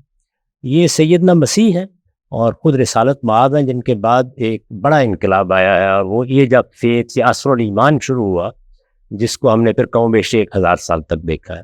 وہ تہذیبی منظر بھی اب آہستہ آہستہ دھندلاتا چلا گیا، ایک نئی دنیا پیدا ہو گئی ہے. میرا اپنا احساس یہ ہے کہ ہم اب الحاد کے دور میں داخل ہو رہے ہیں. یہاں اب غلبہ اسی کے مقدمات کا ہے، اسی سے متعلق فلسفوں کا ہے، اسی کے اثرات کا تمام ہے. علوم اسی کوئی تائید میں لگے ہوئے. ایک تو اس کو بطور حقیقت کے مان کر ہمیں معاملہ کرنا چاہیے، یعنی یہ جو جزا فضا کا انداز ہے یہ میرے خیال میں موضوع نہیں ہے. دوسری چیز یہ ہے کہ اب آپ اس کے مقابل میں توحید، ایمان، اللہ تعالیٰ کے ساتھ تعلق، آخرت کا تصور پیش کریں گے. اس میں کوئی شبہ نہیں ہے کہ ایک دور ایسا گزرا ہے جس میں یونانی فلسفے کے اثرات کے مقابل میں بھی ہمارے ہاں ایک علم کلام وجود میں آیا ہے. ہم جانتے ہیں کہ اس کے اثرات کیا تھے، پس منظر کیا ہے، اس سے کیا حاصل ہوا، کیا حاصل نہیں ہوا. اس بحث کو تھوڑی دیر کے لیے چھوڑ دیجیے، ہو سکتا ہے کہ بعض لوگوں کے لیے وہ چیزیں گراں گزرے. موجودہ زمانے میں اگر کوئی چیز مقابلہ کر سکتی ہے تو وہ صرف قرآن کا فطری استدلال ہے. میرے نزدیک ہمارے علم میں، ہمارے عمل میں، ہماری تعلیم میں، ہماری تربیت میں اس استدلال کے اصول و مبادی کا شعور پیدا کرنا ہو. وہ اس سے بالکل مختلف منہاج ہے جو متکلمین نے یا بعض فلسفی مزاج لوگوں نے اختیار کیا ہے. یہ سب چیزیں بے معنی ہو جائیں گی. اللہ کی کتاب میں ہی صرف وہ قوت موجود ہے کہ جو آپ کو صرف یہ نہیں بتاتی کہ خدا ہے، بلکہ اس استدلال کی راہیں بھی کھولتی ہے. اگر ہم اس فطری استدلال کو دریافت کرنے، سمجھنے اور موجودہ زمانے کی زبان میں پیش کرنے، کوئی نئی چیز وجود میں لانے کی ضرورت نہیں ہے، کامیاب ہو جائے تو میرا احساس یہ ہے کہ الہات تو گفتگو کرنے کی پوزیشن میں بھی نہیں رہے. اس طرف ہماری مراجعت بہت کم ہے. ہم اصل میں پرانے ہتھیاروں سے مقابلہ کرنا چاہتے ہیں یا ان سے ملتے جلتے کچھ نئے ہتھیار ایجاد کرنا چاہتے ہیں. اس کی ضرورت نہیں ہے. یہ معاملہ ہو گیا ہے. کس طرح ہوا ہے؟ دور حاضر میں ایک بہت بڑی شخصیت پیدا ہوئی ہے، وہ امام حمید بن سرائی. میرا احساس یہ ہے کہ وہ شخص آیت من آیات اللہ، اس نے اصل میں قرآن مجید کو دریافت کیا ہے ہمارے لیے. اگر ہم یہ سمجھ جائیں کہ قرآن کو سمجھنے کا جو طریقہ ان کی تحریروں سے اور ان کی تحقیقات سے نمایاں ہوا ہے، وہ بھی انسان تھے. 10 چیزوں میں میں خود ان سے اختلاف کرتا ہوں، لیکن اس منہاج، اس میتھڈالوجی کو اگر ہم سمجھ جائیں تو نہ صرف یہ کہ موجودہ زمانے میں آپ الہاد کا مقابلہ کر سکتے ہیں، بلکہ الہاد میدان مقابلہ میں آنے سے گریزا ہو جائے گا کچھ عرصے کے بعد. آپ دین کو بھی اس طرح پیش کر سکتے ہیں کہ ہماری نئی نسلیں دین کے ساتھ وابستگی کو اپنا قابل فخر سرمایہ محسوس کریں. یہ میرے نزدیک ضرورت ہے. لیکن وہ آپ نے اصل میں لاہور کا ذکر چھیڑ دیا تھا. لاہور کا معاملہ میرے ساتھ بالکل وہی ہے کہ لاہور کا جو ذکر کیا تو نے ہم نشیں تیر میرے سینے میں مارا کے آئے. لاہور میں صرف یہی نہیں تھا کہ اس میں ہماری طرز کے اہل علم، اہل ادب تھے، یعنی ہر طبقہ فکر کے لوگ. میں آپ کو بتاؤں کہ اس زمانے میں جو لوگ سوشلزم اور کمیونزم کے علمبردار تھے، ان میں بھی جس سطح کے لوگ تھے، جیسے پروفیسر ایرک سپٹین تھے، جیسے امین مغل تھے، جن کی مجلسوں میں بیٹھ کے آپ کو رفت محسوس ہوتی، آپ کچھ سیکھتے تھے ان سے. اگر آپ ان سے کوئی سوال کرتے تھے تو آپ کا جواب. میں نے استاد دامن کو، آپ سوچئے لاہور کے انہی جو لاہور شہر کے گرد باغات تھے اس زمانے میں، ان میں سنا ہے بیٹھ کے اور براہ راست سنا ہے.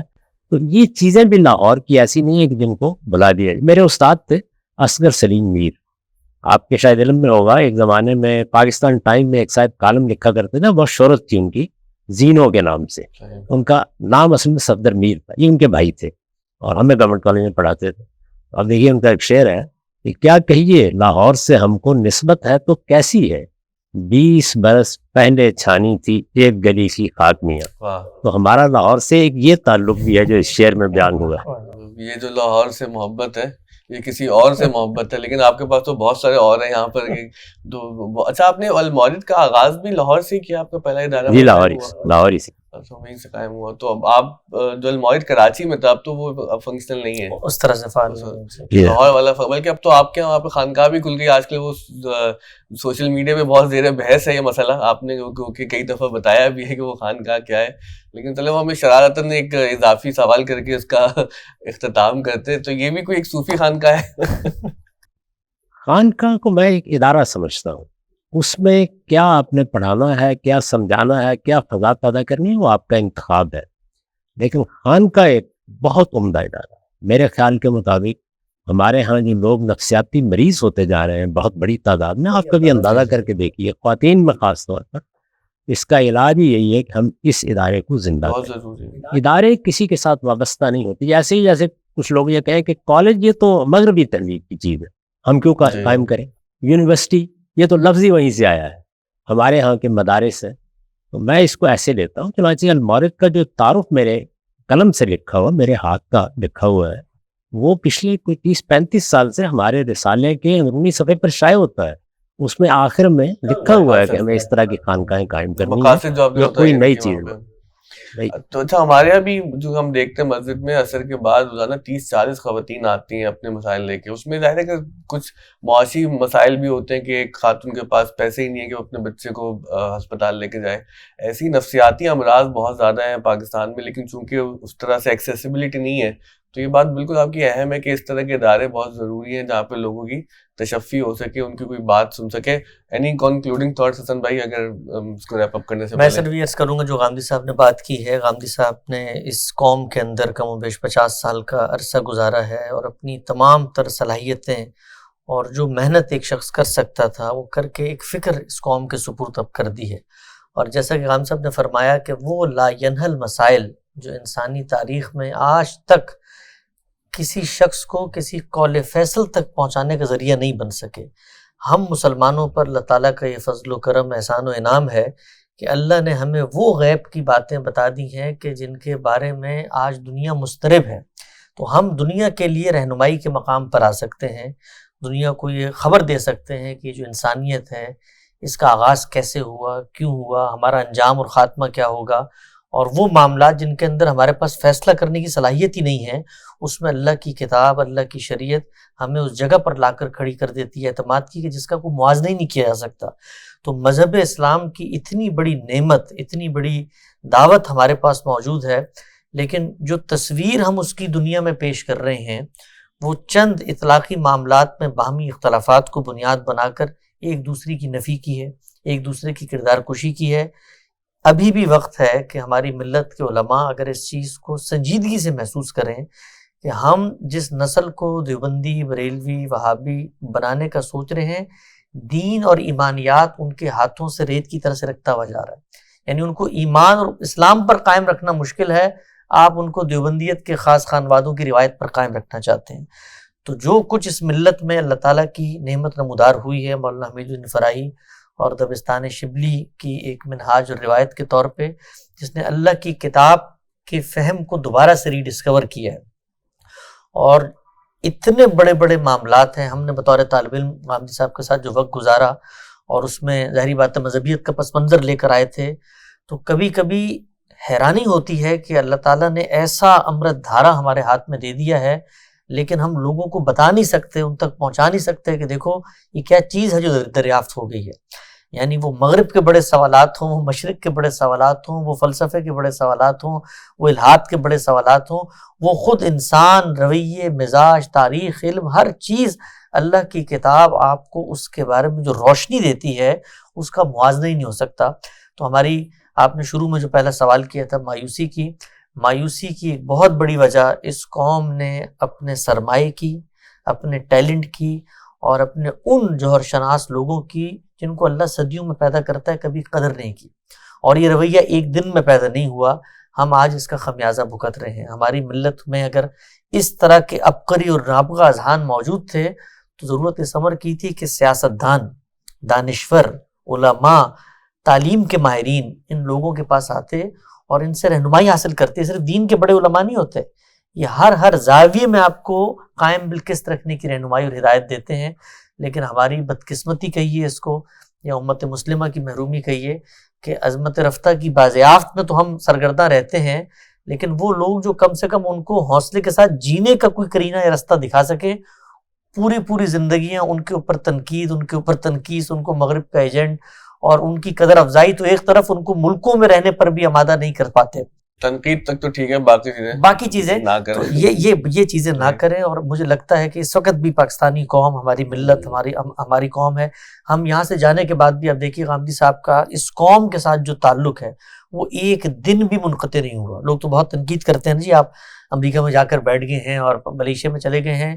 میں آپ کو اپنے مشاہدے کا حال یہ بتاتا ہوں کہ اس ملک کی سیاست ہو، اس ملک کی معیشت ہو، اس ملک کے سماجی مسائل ہوں، اس ملک کے عام آدمی کے مسائل ہوں یا خواص کے مسائل ہوں، ہر وقت غامدی صاحب کی توجہات انہی کی طرف ہوتی ہے. آپ نے دیکھا ہوگا جو کانٹینٹ بھی ہم بناتے ہیں وہ اپنی قوم ہی کے اس درد کو سامنے رکھ کے بناتے ہیں، انہی کو رہنمائی دیتے ہیں اور مشکل موضوعات کو زیر بحث لے کر آتے ہیں، جس میں ہمیں پتہ ہے کہ ہماری اب اپنی پگڑی پونجی سرے بازار نیلام ہوگی. اپنے حلقے کبھی کبھی ساتھ دینے کی پوزیشن میں نہیں ہوتے اپنے ارد گرد کے لوگ، لیکن سچائی کا علم لے کر غامدی صاحب کھڑے ہوئے ہیں. اور میں یہی درخواست کروں گا آخر میں ان لوگوں سے کہ جن کے ہاں سوچنے سمجھنے کی صلاحیت ہے کہ وہ علمی طور پر اپنے تعصبات، قائم شدہ تصورات اور اس سوچ کو جو محرومی کی سوچ ہے اس کو ایک طرف رکھ کے کچھ دنوں کے لیے، اور ہم نے اس کو نصابات میں ڈھال دیا ہے، آپ مہینہ دیں ہمیں، 2 مہینے دیں، ہم آپ کو سمجھاتے ہیں کہ کیا چیز ہے جو ڈسکور ہو کے آئی ہے. اور یہ چیز کو ہمارا اثاثہ یا ہماری عصبیت یا ہمارا مسلکی شناخت نہیں ہے، یہ اللہ کے دین کی نصرت کا معاملہ ہے. اور اللہ کا دین سربلند سرخرو ہوگا تو آپ کی بھی عزت افزائی ہوگی، ہماری بھی عزت افزائی ہوگی. احمد جاوید صاحب سر آئے تھے، انہوں نے ایک نئی غزل سنائی، اس کا ایک شعر مجھے یاد آیا حسن بھائی کی بات سن کے کہ نشان فضیلت وہ دستار ہے جو گرائی ہوئی ہو، اچھالی ہوئی ہو. تو بہت بہت شکریہ آپ نے وقت دیا. دعا کیجیے گا جو اسکول کے ذریعے ہم ایک ایفرٹ کر رہے ہیں، اللہ اس کو قبول کرے، اس میں مزید برکت دے. اور آپ جانتے ہیں جو لوگ یہ ایفرٹ کرنے میں ہمارے ساتھ شامل ہیں ان سب کے لیے بھی آپ سے ہم دعا کی درخواست کرتے ہیں. اللہ تعالیٰ آپ کی مسائی میں اپنی خاص عنایتیں شامل کرے اور آپ کو اس سے بھی بڑے بڑے منصوبے بنانے کی توفیق دے. یہی خدمت ہے جو آپ کر سکتے ہیں. میں تو ہمیشہ لوگوں سے کہتا ہوں کہ آپ کے پاس اگر کچھ کرنے کو ہے تو یہ اس قوم کو تعلیم دے یا اس کے غریب آدمی کی خدمت کرے. بہت شکریہ. آپ تمام آزاد کے جنہوں نے پوڈ کاسٹ دیکھا، اپنی رائے سے، اپنے فیڈ بیک سے ضرور آگاہ کیجیے گا.